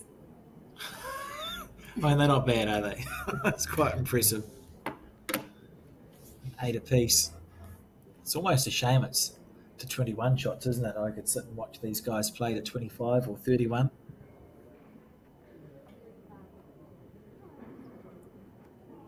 I don't even think their standard would drop. Let's hear Galloway. Holding to it. Little piece. Should be good enough to hold.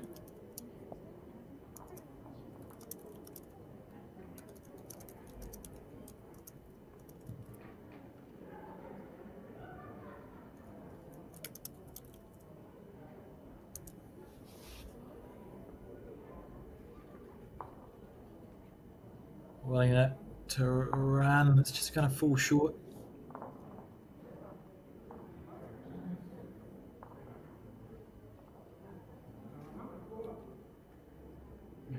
After this end, Terry, we are going to be joined by our expert from the Laser Eye Centre, Melissa. So looking forward to throwing a whole lot of really challenging questions, seeing what answers we get out of that.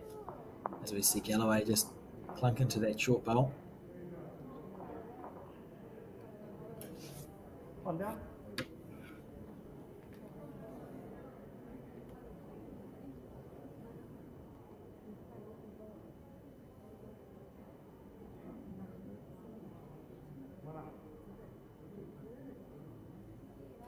So what happened there?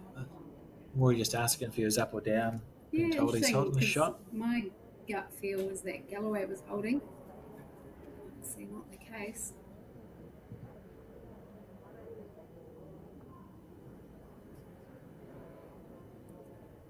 I'm sure the shot for Rory doesn't really change though.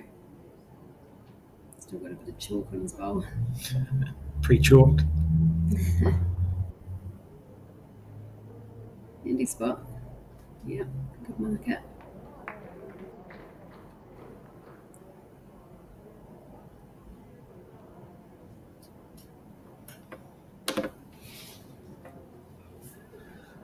Steering after this. Tight line again. He's trying to give himself that chance, wasn't he? He probably thought, oh, if I get around the short bowl, I'd be unlucky to go underneath the jack, but that's exactly what has happened.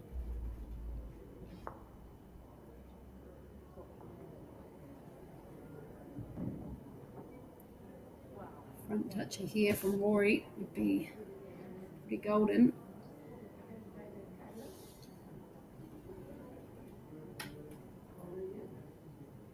Oh, just giving Mike that opportunity now. So Mike is one down, but he'll back himself here, I think, to draw the shot. Just make that little correction. And the first bit of body language we've seen from Rory is small head shake. Well, I think compared to a lot of his other bowls this game, was fairly loose for him. Barring that first bowl, of course, that is holding. And continues to hold. Where'd it go? It was short. Oh. Which was unexpected. I was very confused. Well, as I said before, we're delighted now to welcome into the commentary booth our expert from the Laser Eye Centre, who are the new major sponsor of this Champion of Champions series, Melissa Hargraves. My first question, Melissa, for the viewers, could you just introduce yourself, please? Hello everyone, hopefully my mic is working correctly. So my name is Melissa and I am one of the consulting optometrists here at the Laser Eye Centre. So I would mostly practice in Hamilton, in New Plymouth and sometimes in our Tauranga clinic as well. Excellent, and I can hear you, so that means that everything is working fine. So have you seen much bowls before, Melissa, or is this your first experience? We've just thrown you onto a national broadcast. Well, I think this is the first time I would be seeing anything at this level, right? So I grew up in Tauranga, so often many of the retirees kind of around where I live would play bowls. So sometimes on my way home from school, I'd see them play, but certainly, nobody's getting as close to the jack as this. Yeah, they play okay, these guys. So we see Galloway here on the back end. Holy moly. He's okay. I've got Terry Blackburn here in the commentary booth as well. She's the new face of the Bowls campaign for the Laser Eye Centre. Have you got any questions for Melissa, Terry? Well, I guess it's just how do bowlers get in touch with you, and what's the process once they step into one of the clinics? Look, the process to get started with us is really easy. So because laser vision correction is suitable for, I would say, most people, so we do not require a formal referral from anyone's optometrist to come and see us. If you do have a normal optometrist who would like to provide us with a lot of your history, that would be greatly appreciated. But all the potential patients have to do is actually log on to our website, which is just www.lasereyecenter.co.nz. Have a Google, and they're able to contact us by email or phone to their nearest clinic, and reception will be able to book you right in. Sounds nice and easy. Yeah, so we would. There you go. No, you're fine. You go for your life, Melissa. Well, I was just going to say that because we have such a broad, I guess, coverage area, we can see people basically from the comfort of their own hometowns, as far as Taranaki, Pukekohe, Tauranga or Hamilton. Reception will guide you to your nearest clinic, essentially. And it always starts from a very in-depth full assessment, which is free of charge, and it's just over an hour long. So we'd look at absolutely everything. So we'd look at the ins and outs of your general health, your eye health, what your prescription might be, and all of the options that are available to you. So there's a lot of personal choice because nobody is the same. Nobody lives the same life. Every eye is different. So we'd treat each patient and sometimes even each eye as their separate entity. Oh, so, yeah, it sounds like you'd certainly, when I billed you as an expert, I think that was right. It's good to get that information. So here we go. We've got Rory Soden here on the back end. The score 9-8 in his favour.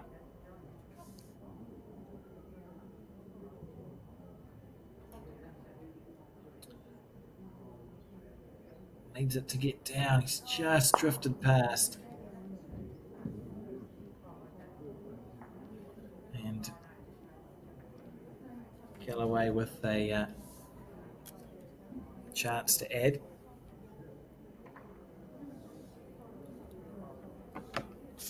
There's a race to 21 shots, so it's a long game. He's just underneath, so I think we're going to see Mike Galloway score one shot, and it will be 9 apiece in that race to 21. So, Melissa, how did you get into the business of fixing eyes? What's your story? Well, I had eyes to fix. So when I was quite young, I had a lazy eye. So ever since then, I think I was about 12, I was just in and out of the optometrist, who was still practicing in Tauranga actually. So I was in and out of the office. So by the time I got to university to do the degree, I knew half of the the process of an eye test already. That's a helpful start. They fixed me though. My eyes are good now.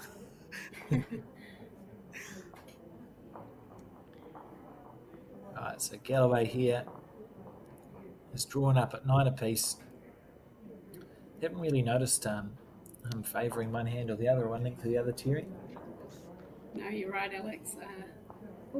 Hesitation there. He's going to reset. Yeah, he's certainly capable of playing any which way he likes, and of course to any length as well.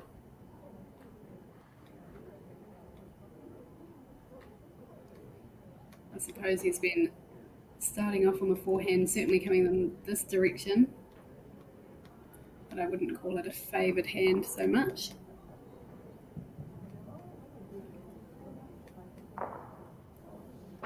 Both players playing well though, and so it's fitting to see the score at 9 apiece.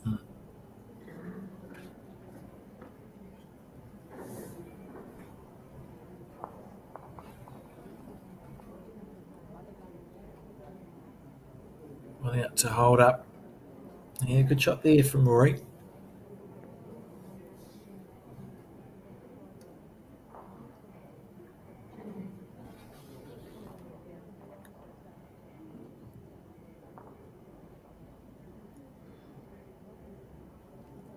So, Melissa, obviously from the name Laser Eye Clinic, we know you guys do laser surgery. Is there anything else that's offered by the Laser Eye Clinic? What else can we get from you guys? Quite a lot more. So everything from the treatment of cataracts, which are becoming quite common these days, to more, to rarer eye diseases like granular dystrophy, keratoconus, anything that's in the front of the eye, we can probably fix. And that would be picked up, like if I wanted to book in one of my free sort of sessions and you check my eyes out, is that sort of stuff that gets picked up there, or would I have to go in specifically and say, I have this issue, can you help me? Oh, we would be able to see most things. So I'd be very surprised if myself or any of the other consultants would miss, because vision is holistic. So it's got to do with your life and every other part of the eye, not just the part that we laser. So if there are any issues, we would let you know, and we would offer a solution. See Galloway just struggling a bit on the end, Terry. You're not wrong, and this is he's probably had Rory on the back foot the last 2 or 3 ends, don't you think? So Rory will be enjoying this, I think. Sure, there's a bit of room, and he'll be looking to reduce that with this third bowl, which I think he has. So he'll be enjoying being in this position, holding 3 this end so far, with every expectation, of course, that Mike will get the shot or at least cut it down. Yeah, there's still a bit of pressure here on Galloway.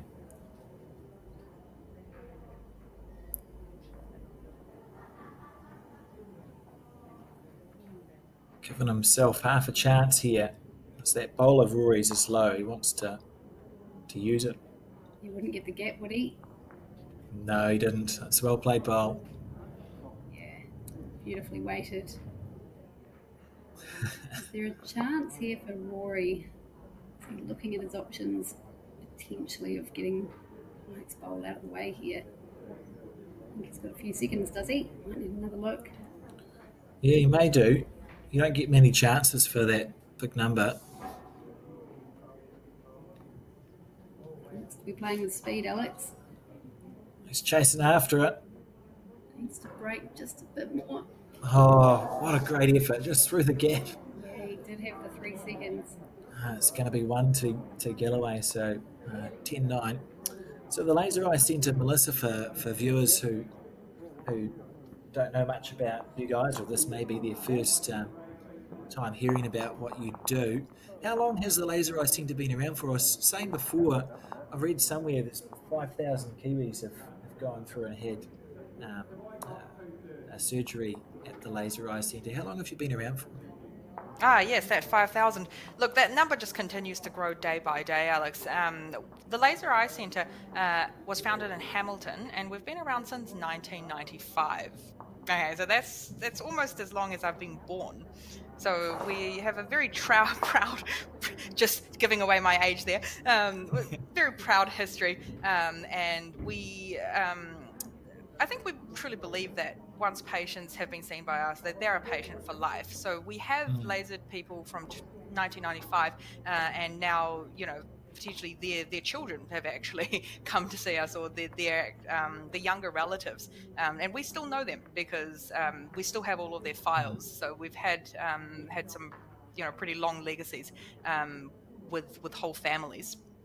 That's cool. Is it? Is it Yeah. something that changes over time, Melissa? So, like the Laser Eye world, say 20 years ago, when it started in 1995 to now, is it much different? It's a whole different landscape, I think. Obviously, I wouldn't have been practicing back in the day, but if you ask my colleague Anton, who has been here since 1995, the technological advancements have just been absolutely amazing. Back in 1995, there would have been a smaller range of prescriptions that could have been lasered, and there was about one good technique to do it. But now we have a lot more choice. Laser techniques, there's a good 3 or depending on your suitability, probably good 3 or 4 of them, plus a lot more advanced implant techniques now.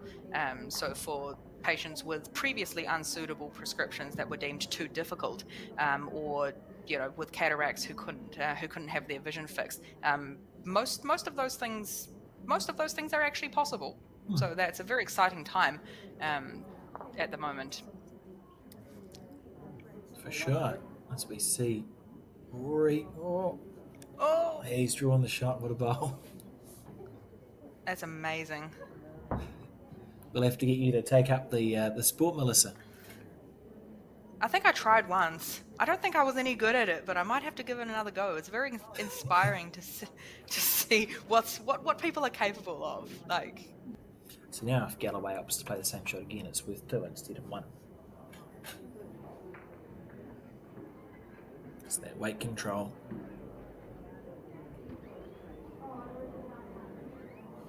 It was good having a chat with Melissa, wasn't it, from the Laser Eye Centre? Yeah, she was great, and you can tell just the passion behind all of that, and the knowledge, of course. Certainly motivating for those of us with poor eyesight. Like I've been wearing glasses since I was 8. They thought I couldn't read, but I was blind. But it might be worth just going to check it out. I know certainly there's no lack of people who wear glasses around the place. The bowls community's no exception to that. My main irritation, I despise the rain, Terry, because you walk outside and rain goes on your glasses. Can't see. Motivation enough to go in for laser surgery. A couple of years ago, I moved to contacts. Of course, they have their downsides as well.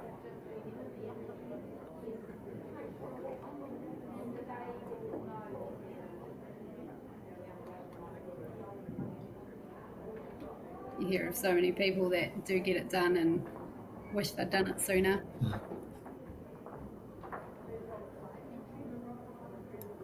Mike on the backhand.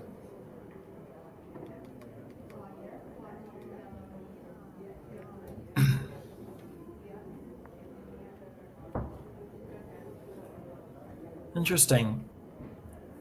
He'll be disappointed with that.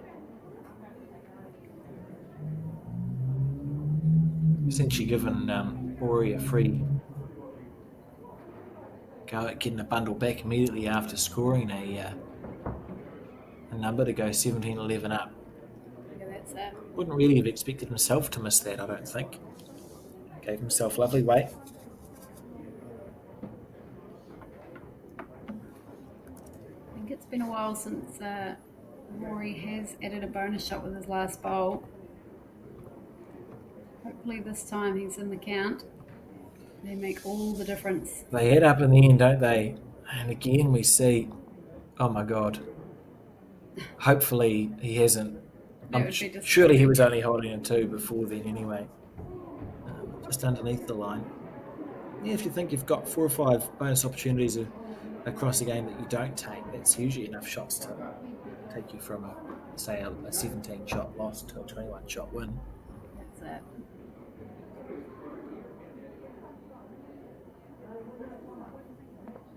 See Jordan Keane in the background there. And Rory opting to deliver a reasonably long jack. Big high five in the background. It's I probably wonder if Jordan Keane's defeated Shannon McElroy first round. He has been in excellent form. We talked about it earlier this game. Look at this as a start. What a bowl. Yeah, that's And sit down. That's Fantastic. perfect, isn't it? This is It's very, totally very no impressive. Yeah.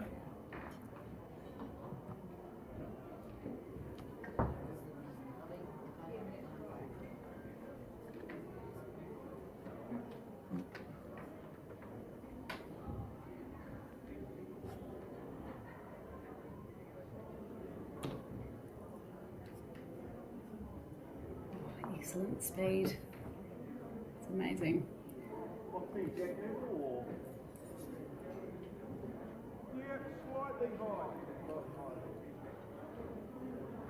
So it's just Rory understanding whether he can stay on the backhand or not. As if it was level or low, it'd be tempting to switch because you don't want to knock Mike's bowl closer. Which maybe is what he's thinking here. Did he just switch to his forehand? Yeah. Although he was already on his forehand to begin with. Then did he switch to his backhand at any point? This is the second bowl of the end. On the forehand? Yeah. Oh, they both were on the forehand. You're right. Sorry, yeah. Yeah. That's my bad. So 13-17 for the difference. Galloway and Rory both, if you look at the field, would probably be in the maybe your top 5 picks to potentially be holding on to that trophy at the end of this weekend. Handy bowl. Again, it's what Mike does. You isolate the shot bowl. He's good enough that he may consider going to chip the bowl off here, Mike Galloway. Yeah, it would be a tough ask to draw that shot or even just pinch the jack. And if you've got second and third, so it's dependent on what Rory does here, isn't it? Yeah. Rory will obviously want another shot on the head, but at the same time, ideally wouldn't want to be fattening up the target. I wonder if Galloway will go this. He's half protected by that short bowl of Rory's, so you'd be unlucky to cannon Rory onto Mike. Either that or you just play a reaching bowl. You could still play a reaching bowl or jack. Might be less dangerous than hitting it to Kingdom Come. Let's see what happens anyway. On the forehand, same starts every time.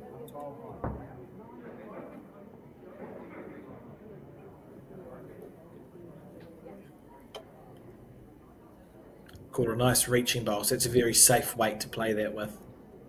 It's going to hold past it. But yeah, I like that speed. probably a better speed than what I suggested, to be honest, as you'd be even more unlikely to get unlucky with that speed, aren't you?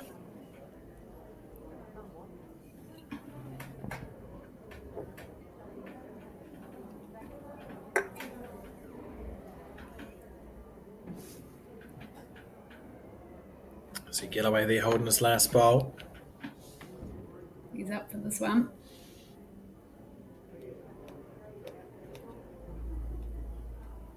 Oh, past it. Gee, he wasn't far away though. I sort of want Galloway to hit. It's only worth one, I suppose.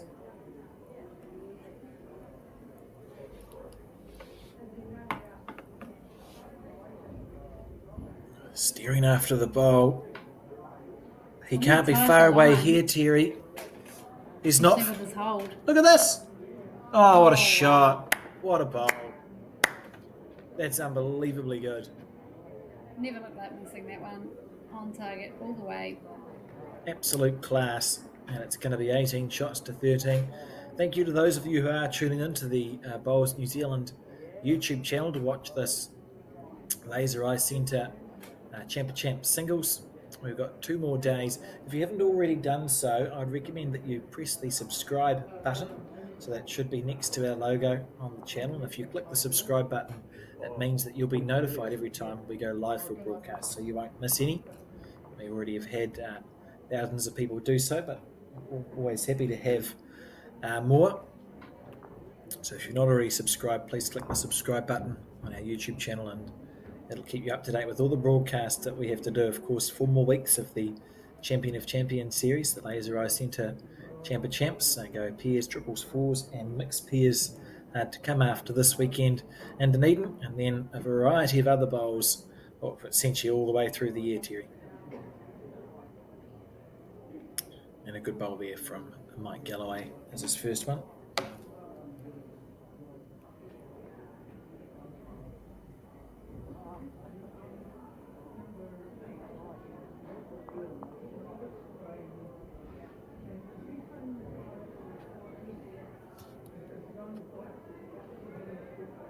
Lovely effort.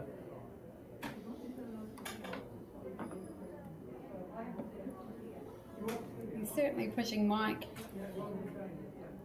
to earn this, this lead in this game.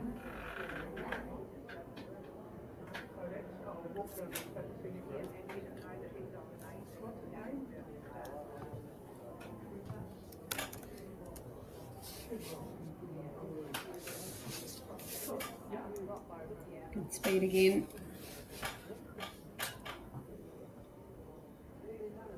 It's what we've seen all the way through this game, really, is, for the most part, really good speed from both players. I couldn't fault either of them, really. I think Galloway has, as you say, had slightly better timing, which is why he is 5 shots up. But both played exceptional bowls. Yeah.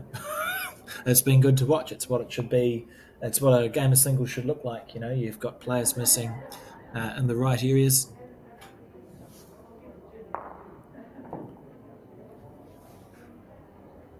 And giving themselves all the opportunities. I'm sure there's a lot supporting both Mike and Rory from Auckland and Far North centres. Just underneath the line there, see a bit of light coming in. There must be a door opening in the stadium. Yep, 1 wide.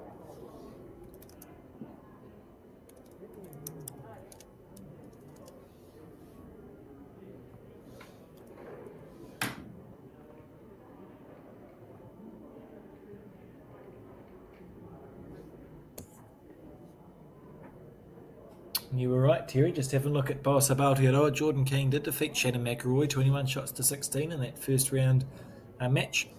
The results are filtering through. You can see, of course, there's some games still going, but results are filtering through, and you can find them on the Bowls New Zealand website and Facebook page. Rory Soden just falling fractionally short there, and yeah, you can see Mike Galloway being told he's holding one, but does Rory have second and third and nearly 4th shot there, Terry? Yeah, I would imagine so. Certainly second and third. He's definitely still been, giving himself every opportunity to be scoring good shots here. Just needs to capitalise or convert. It's really all he needs to do. Not going to turn this one. Oh, that ball sat down.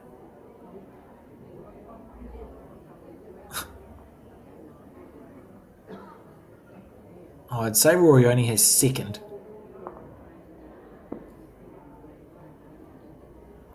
But I still feel that we're going to see a replacement of the shot ball, aren't we, on the forehand side? You can see there, Rory.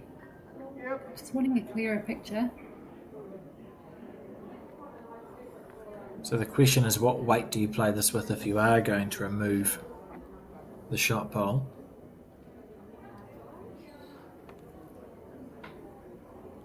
Well, it is under the head, isn't he? He's playing on the forehand to that shot bowl. So whether he does need a bit of break in the bowl would determine the weight needed. He's close. He needs to use that bowl though. Oh, no, still a good shot. I think that's still a good shot. He was right in the area, Yeah. and the weight he played meant his collision bowl hung around. That's a good bowl. Yep, absolutely. Just determining whether it's in or out, whether it needs to be respotted or not. Well, I mean, it was the most narrow of his options. I think he's got two. How long's the tape? I don't think surely the measure's not long enough.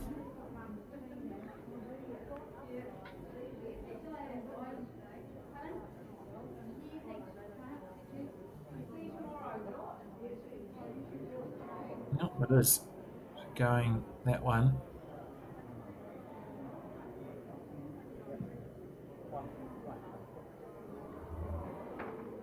One. 14, 18.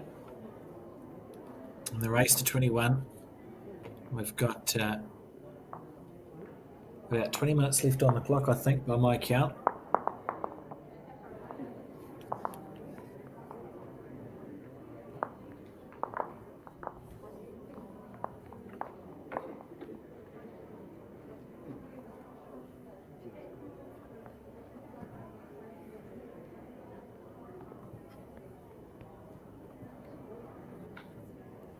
Which will be in the back of their minds, won't it? Because it's probably four ends from here. Yeah, I had seen Mike look at his watch once or twice in recent ends. It's good to, there we go again. Just to have an awareness, it's important, isn't it? Yeah, well, you'd hate to. Yeah, it is.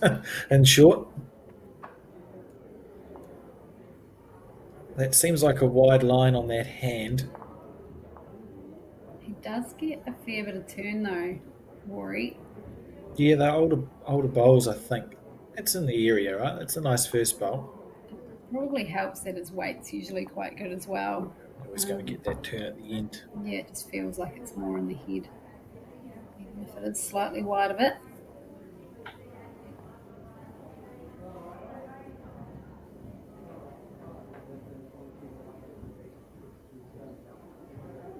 Of course, there's Mike with the Green Masters. Seen a variety of bowls on the broadcast today. We had some Drake's Prides from Lisa Bordeaux, some Aeros, I think Taylor's and Cream Masters. It's most of the brands. Henslide, of course, is the other big one. Still staggers me that for a while we had bowls made by Dunlop of rubber. Good bowl.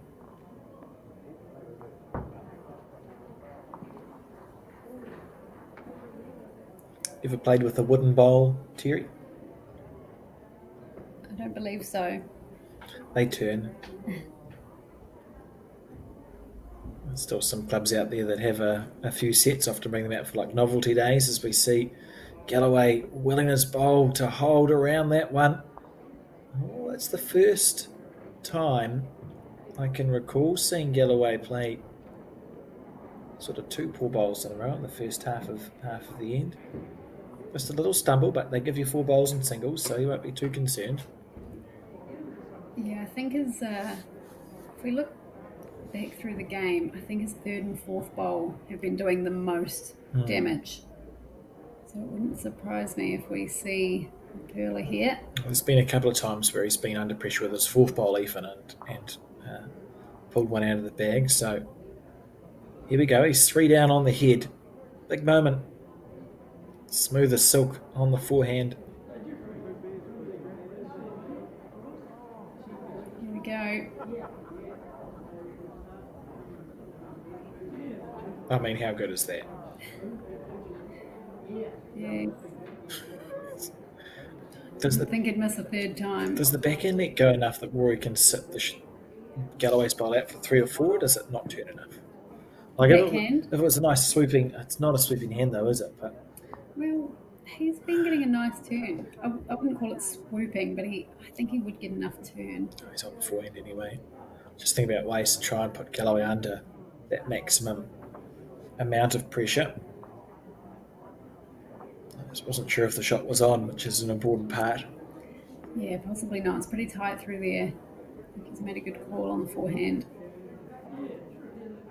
Oh, he's got it good too. That's Little Brown. touch. Nice. How is he only holding 1? It's unlucky. I would say that Mike's second shot bowl is very, very protected by the short ones. So he may just wind up here. He doesn't. I've not seen him, I think, miss ever by more than about 2 feet with a drive shot. That's sort of within the margin of error there. Wouldn't be surprised, Terry.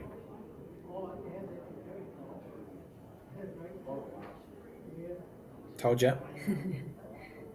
We haven't seen that this game so far, have we? He won't miss. From Galloway. If he does, it's on you.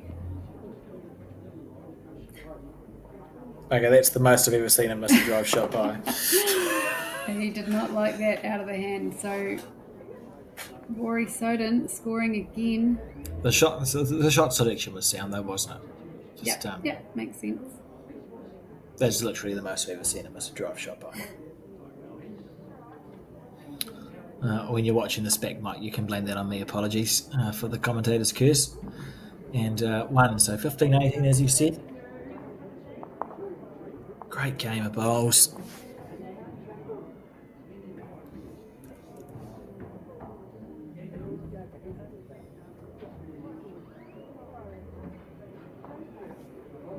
Just walking that off a little bit.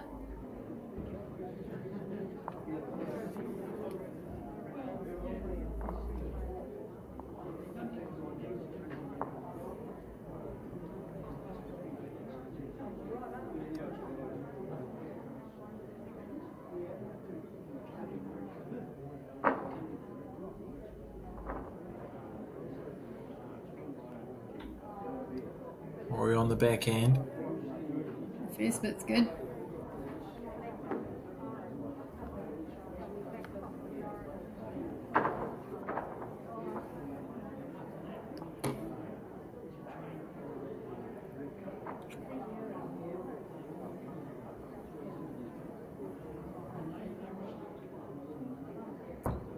On the backhand as well.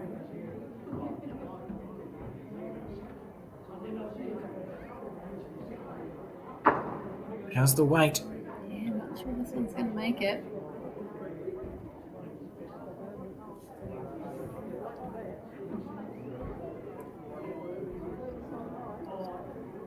Like I said though, so the 3rd and 4th bowl's been doing the damage. In that last end's case, it was the 3rd.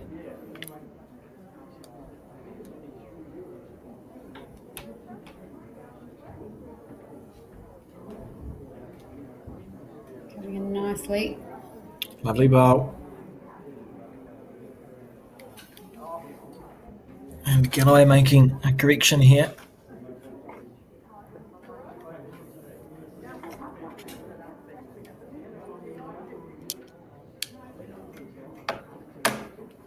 Just a reminder, we do have 2 more days of bowls, so if you've enjoyed this broadcast, you can look forward to 2 more days of it, with more section play and then finals day on Sunday. Galloway a bit unlucky there, half a bowl underneath.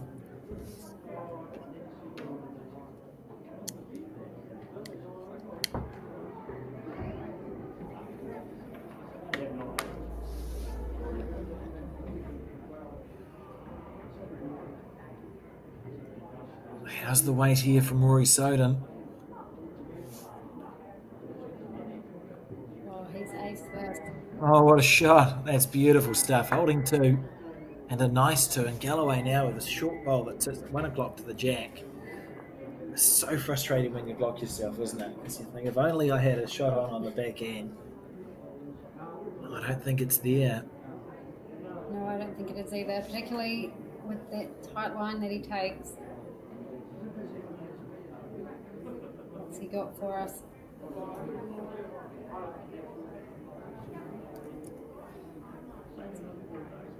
He's reaching. He's reaching. What a bowl! Oh, how good. My goodness. I got nothing. That's unbelievably good. And that's just another example of the great speed that he uses. You know, if he overplayed that, sure, he might have got contact with Rory's bowls, but his bowl would have run off, you know. Yeah. But for that to hang around and stay sharp, that's outstanding. And Rory's just going to go this.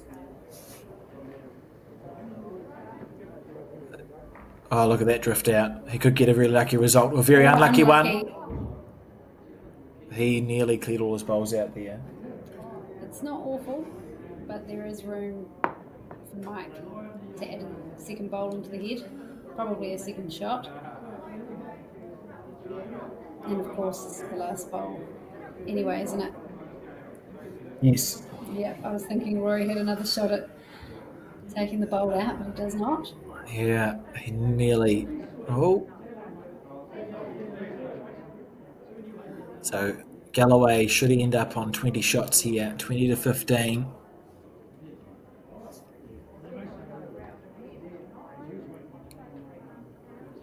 It's a good bowl. Oh, well, it's on a good line anyway. Thanks, mate. Yep, great shot. Holding 2 and scored 2 because, as you said, there's no bowls to come. So 20 to 15 should be the situation. And Mike Galloway 1 shot away from winning this match.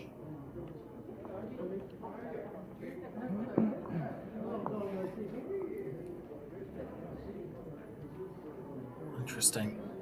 That third bowl again from Galloway. Yeah, look, So crucial. honestly, yeah.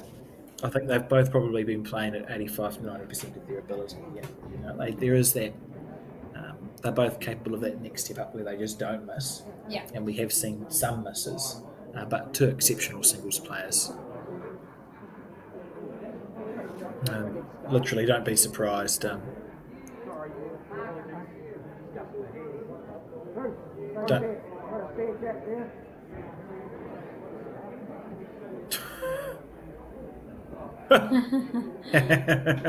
Oh, that's funny. Myself through, don't be surprised if we see Mike and or Rory feature in post section. 15-20 the score.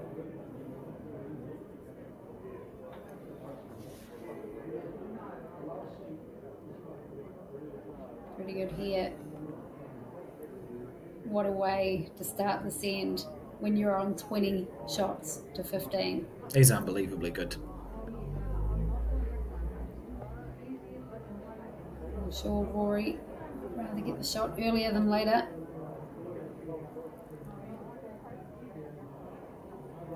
Playing a probing bowl. Has to hold a little longer. Lovely effort. Good handy bowl there. That's that weight we talk about when you commit to... It's like a gentle rake, isn't it? When you're committing to movement, it's not like Rory or Mike overplay it. You don't see bowls lost.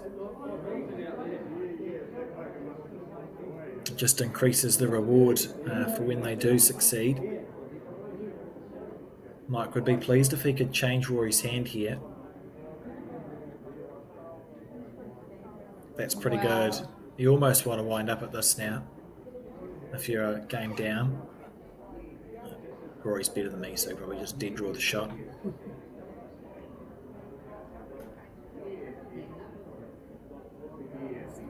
He's very close. That's just class. Little edge. Unlucky. Still down, but He's unlucky there. excellent bowl. So from Mike's point of view, you've now got a bowl-sized target. You'd almost draw third shot, eh? You know, you'd almost go, I'll draw third shot if Rory chips me out, I'm only one down. But you're making it as hard as possible for Rory to score the shot, because Mike's holding the win. He doesn't need a 2 here. That's exactly right. Like, you're almost better to draw the point of that blue bowl of Rory's that sits at sort of, Sorry. I'd call it 5. Yeah. But you can call it 3. He's not made the target bigger, so it's still achieved a similar thing. My 3 o'clock is usually someone else's 5 o'clock. I wasn't going to say it. Stalking after this one, Rory Soden with lovely speed. He could get unlucky here and chip his own bowl out. Yeah, that's unfortunate because it means that he now actually needs jack movement. He's almost needing the bowl square to pop the jack to those 2 blues now, which is where Mike will be covering. He's holding the win. Yep, Mike will know exactly where this bowl needs to go.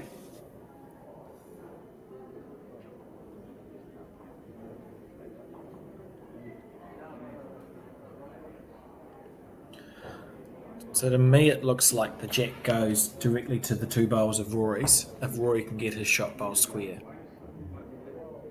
No change. You can play it on the backhand or the forehand, probably the backhand because you've had 2 goes on the backhand. So this is it to save the game. Pop the jack to the 2 blue bowls of Rory's and make it 17-20. Needs to get the bowl square or it's just going to chip off. He's very close here. Where's the jack going? Oh, That's enough. far for enough. 2. What a shot. Beautiful bowl. Got the bare minimum of that bowl that he needed. But he needed that half, eh? Like, he couldn't actually afford to miss wide because you just chip your bowl, Yeah, there chip would the be bowl no off jack and you would have movement. lost. So he missed the right way. Oh, what a bowl. Under all sorts of pressure as well. Oh, I thought he had been incredibly unlucky, to be honest. So we think on time, this is the last end, right? There's 2.5 minutes to go on the clock. So Rory needs to score a 3 to force the decider. Yeah, it's a shame for Rory, really, because it's not just the fact that he's 1 point away, or, Mike's 1 point shot away from a loss, but the time is against him as well. Somewhere Joe and Dave Edwards are listening. Go, I told them you don't score points and bowls. Rory on the backhand.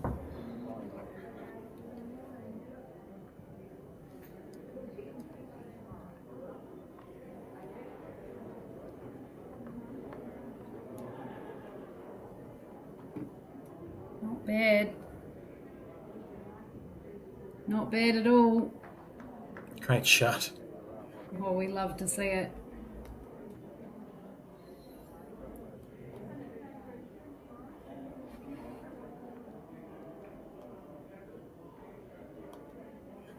What a game this has been. Oh, it's just been, like I said, I think earlier, if it was to 31, I'd be quite happy to sit here and watch this. It's just nice to also be able to commentate. So, great bowls. And Mike What Galloway, a fly here. they're so good. This is unbelievable. So we put ourselves in Rory's shoes. He needs to manufacture a 3 here. So you need to be holding the 3, obviously, after his last bowl and cross his fingers.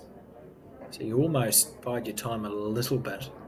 Like, you don't want to make Galloway take the shot back off you again and again. You're almost That's it. But take a look at this, Alex. inside out. No, he's going to get it. Good bowl. Well played. The 3's still here. This is not the typical standard game. Oh, the talent that these 2 players have shown, it's staggering. They're staggeringly good. And yes, we might expect these players to, play to this level, but it's not to be taken for granted either. what we're seeing is literally thousands of hours of practice being put into action from both of them. Galloway on the back end, get that one square. Oh, he's a bit unlucky. He's found a gap. So Rory now can sit and hold 3 if he plays a good shot on his forehand.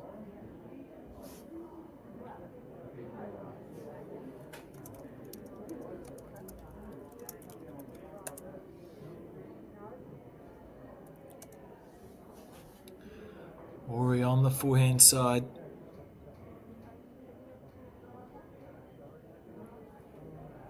Pretty good, isn't it? This is lovely. Just in behind it would be even better. Oh, what a perfect bowl. And And it sits. I think now Mike will be tempted to have a go. Yeah, both of those would peel, wouldn't they?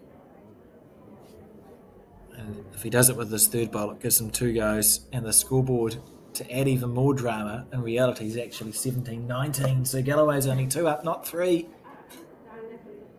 Oh, it's getting exciting. He's on the trot. Looking for some movement here. Is he So going to Rory's hold holding the wide? draw. Oh, he's taken weight off. So he's got the ball perfect. But where's the jack going to sit? Oh, how's it still 2? Well, what do you do here, Terry? It's the last end on time. You're Rory, you're holding 2 shots, which is enough for the draw. You probably try and have to sit with 3, don't you? Like, you're not going to make the target that much bigger if you sit with 3 rather than 2. This is the last end. Or do you put a block in? What do you do? I don't know. I'm panicking and I'm not even playing. You'd be thinking, how can I make this as hard as possible for Mike? How do I reduce his chances? Well, that's where you work backwards from, eh? Yeah. So at the moment, Mike's got a He'll be split. looking at Mike's shots, yep. You could just about draw the split, and then Mike might just cannon your bowl off, and you could hang around. Because, I mean, Mike would be going the same way, right? On the backhand. If he gets onto his own bowl, that's good enough. He's cutting it down.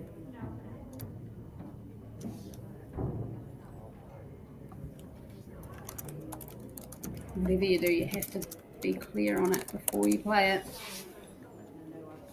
So just to confirm, the score of 19-17, which is a bad year, 19-17 to Mike Galloway, Rory Soden holding the draw with 2, and he's made his decision. Factored in will be, how can I make it as difficult as possible for Mike Galloway to salvage this? Is he going to draw the gap? He's so close. That's how you do it. He is so close. Wow. No, that's perfect. I think that's nearly perfect. Yeah, he didn't necessarily need a third shot, right? Bonus if it was holding. But man, that makes Mike's shot so much harder. Well, that's what we're talking about. He's sort of locked in. It means that his blue bowl that sits into the split is likely to lock in. Like if Mike was to hit the blue bowl on the back end of Rory's, Mike's bowl disappears, Rory's shot bowl disappears, but the one he's hit might stay there. So Might not stick for 2. only does it make Mike's shot harder, He could drop a 3 but and now lose. there's an element of risk here Yeah, that he has to consider. there's essentially a perfect bowl from Rory. How are we in this situation? And I can't believe that the scoreboard was actually 19-17. Imagine if it was 20-17. What happens if you drive the shortest bowl? Is that safer? Just go Mike Galloway's shortest bowl and pray that something like shuffles across and doesn't turn horrific. Of course you would look at that. Thank you. I'm going to take that as a compliment. I mean, it is probably safer, but it's still... It's a set away from the head, right? So you play that, you're going to probably get Mike's bowl, kill the jack, respot. I actually don't mind it. I think that's probably the best shot. It seems like this. If you're driving directly at the head, chances are you're going to get Rory's last blue ball that he just played. And that's no good, not for Mike. Correct. This is all quite exciting. 1917, sitting with the draw. What has Mike Galloway decided? He's the reigning New Zealand fours champion. He's won the New Zealand singles before, defeated Rory Soden in that final. Do you play anything? Just go the extreme and back yourself. You have to play something, Terry. He's just going to dead draw it. Nothing would surprise me. Nothing. On the forehand,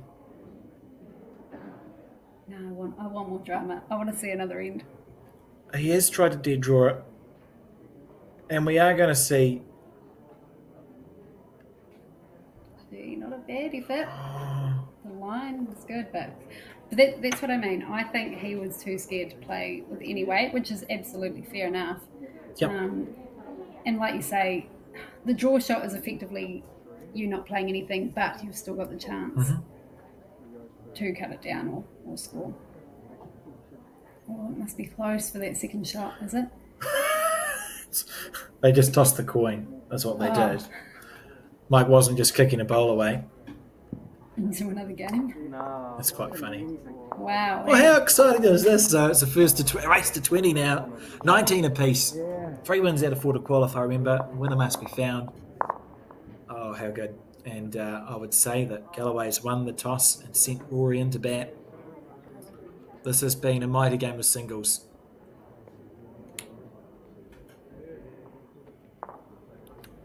I can only imagine how these players must be feeling. What an epic game to kick us off for the men's national champ of champ singles. But my blood pressure's up. And I'm not playing. Oh no, my watch says Breathe. medium stress, 71 out of 100. It goes higher than that when I'm playing. I would have bowls. thought that would be low stress for you. 71 out of 100. It's pretty calm.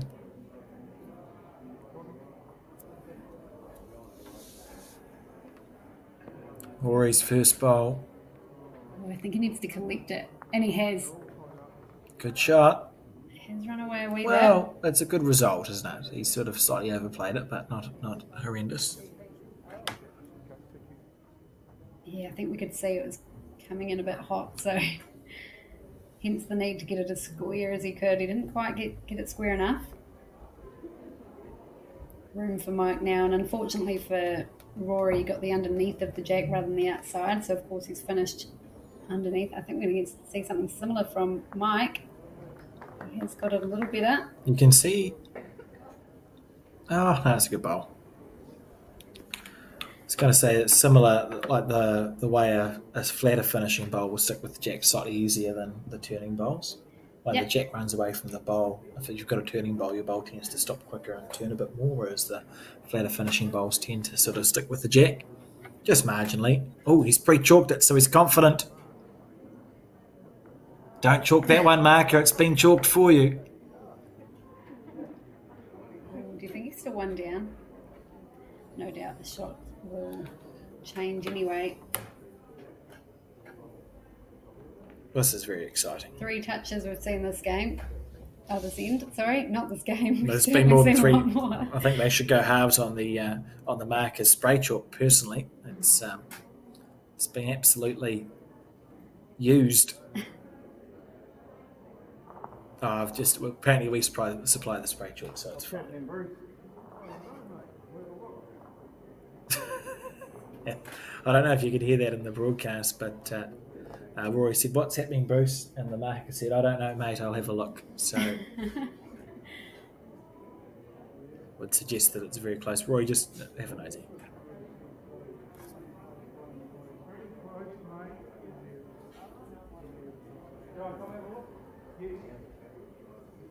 If this isn't an exceptional circumstance, I don't know what is. Yeah, both Mike and Rory coming up for a look. Of course, only played 2 bowls each. Hence the reason Rory asked. What a day of bowls we've had here. By that angle, I would suggest that it's probably Galloway's bowl at 11 o'clock that's holding the shot. That's my gut feel as well. Does Rory change hand or not? No, I'd stay on the forehand because his last bowl at 6 o'clock was on the forehand. So you yeah, just even if you drew to it, right, just inside it, Yeah. it's going to be enough. Yep. That was close. I wouldn't worry too much. It's going to take a closer shot than that to beat Galloway, I think, who of course has last bowl.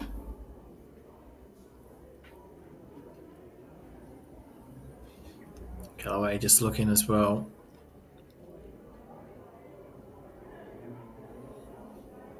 Exciting. What a game. What a game. Rory has made his decision. He's going to play the backhand.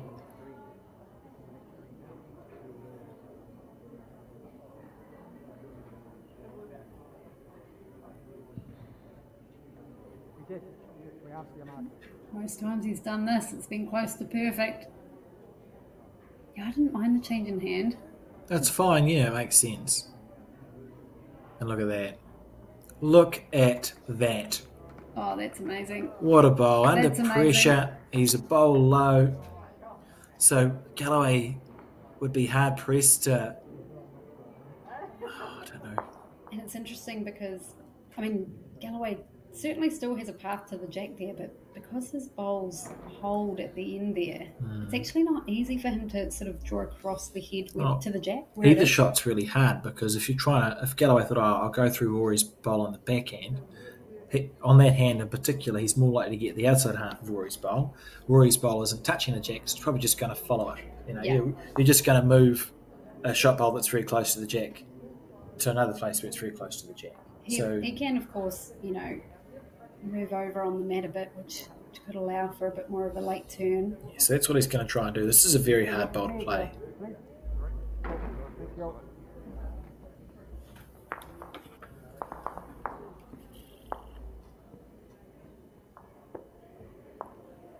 Of course, Galloway does have another shot up his sleeve, even if he does miss with this one.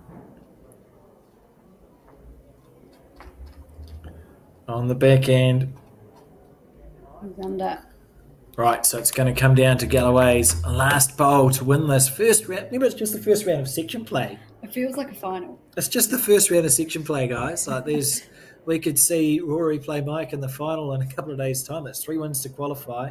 Whichever player, and neither player deserves to lose, but whichever player loses is going to get 3 more games. If they win them, they're through to post-section. What do you do? Do you block? You don't make it easier. I'd almost block the backhand. Do you play blocks in outdoor bowls? You'd almost block the backhand. Just put a bowl short on the backhand side. I've tried to block before. I don't think he can really improve I think if he were to go onto the head, he's not actually going to improve it any. He's only going to make it, he'll improve it for Mike. All you can do is give Mike another shot to play. Yeah. Rory, Even on the other hand, you might set him up on the other hand. Maybe I'm overthinking it, but I'd go short. Yeah. Do whatever you want as long as you're not close. That's pretty much where I think it's sitting.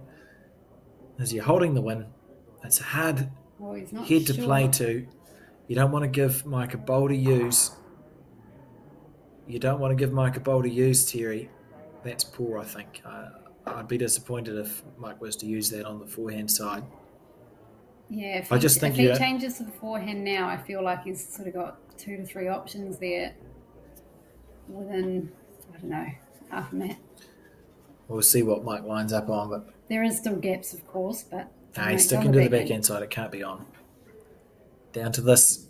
But also, imagined if you blocked the backhand, or at least got somewhere that gets in his eye. It does still make his shot harder. Anyway, here we go.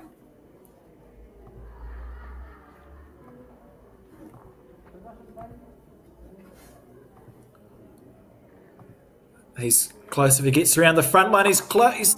He's just dived at the end. Wow, he was in such a good position. I think he was, 18-11 up at one point? What a great game. And congratulations to Rory Soden for winning that first round matchup. What a game. That's all I've got. I would love to see a highlights reel.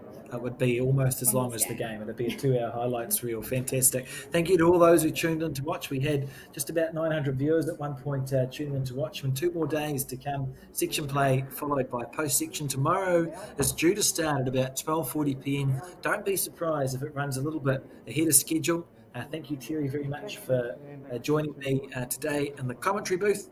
And we'll see you all again tomorrow.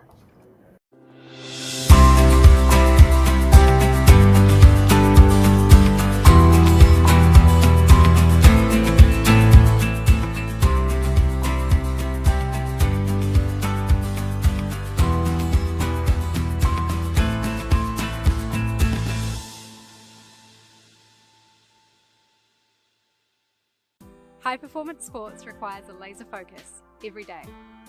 To get the best out of everyday life, consider vision correction by the professionals at Laser Eye Centre. With clinics in Pukekohe and New Plymouth and state-of-the-art theatres in Hamilton and now Tauranga, you'll be living your best life in no time.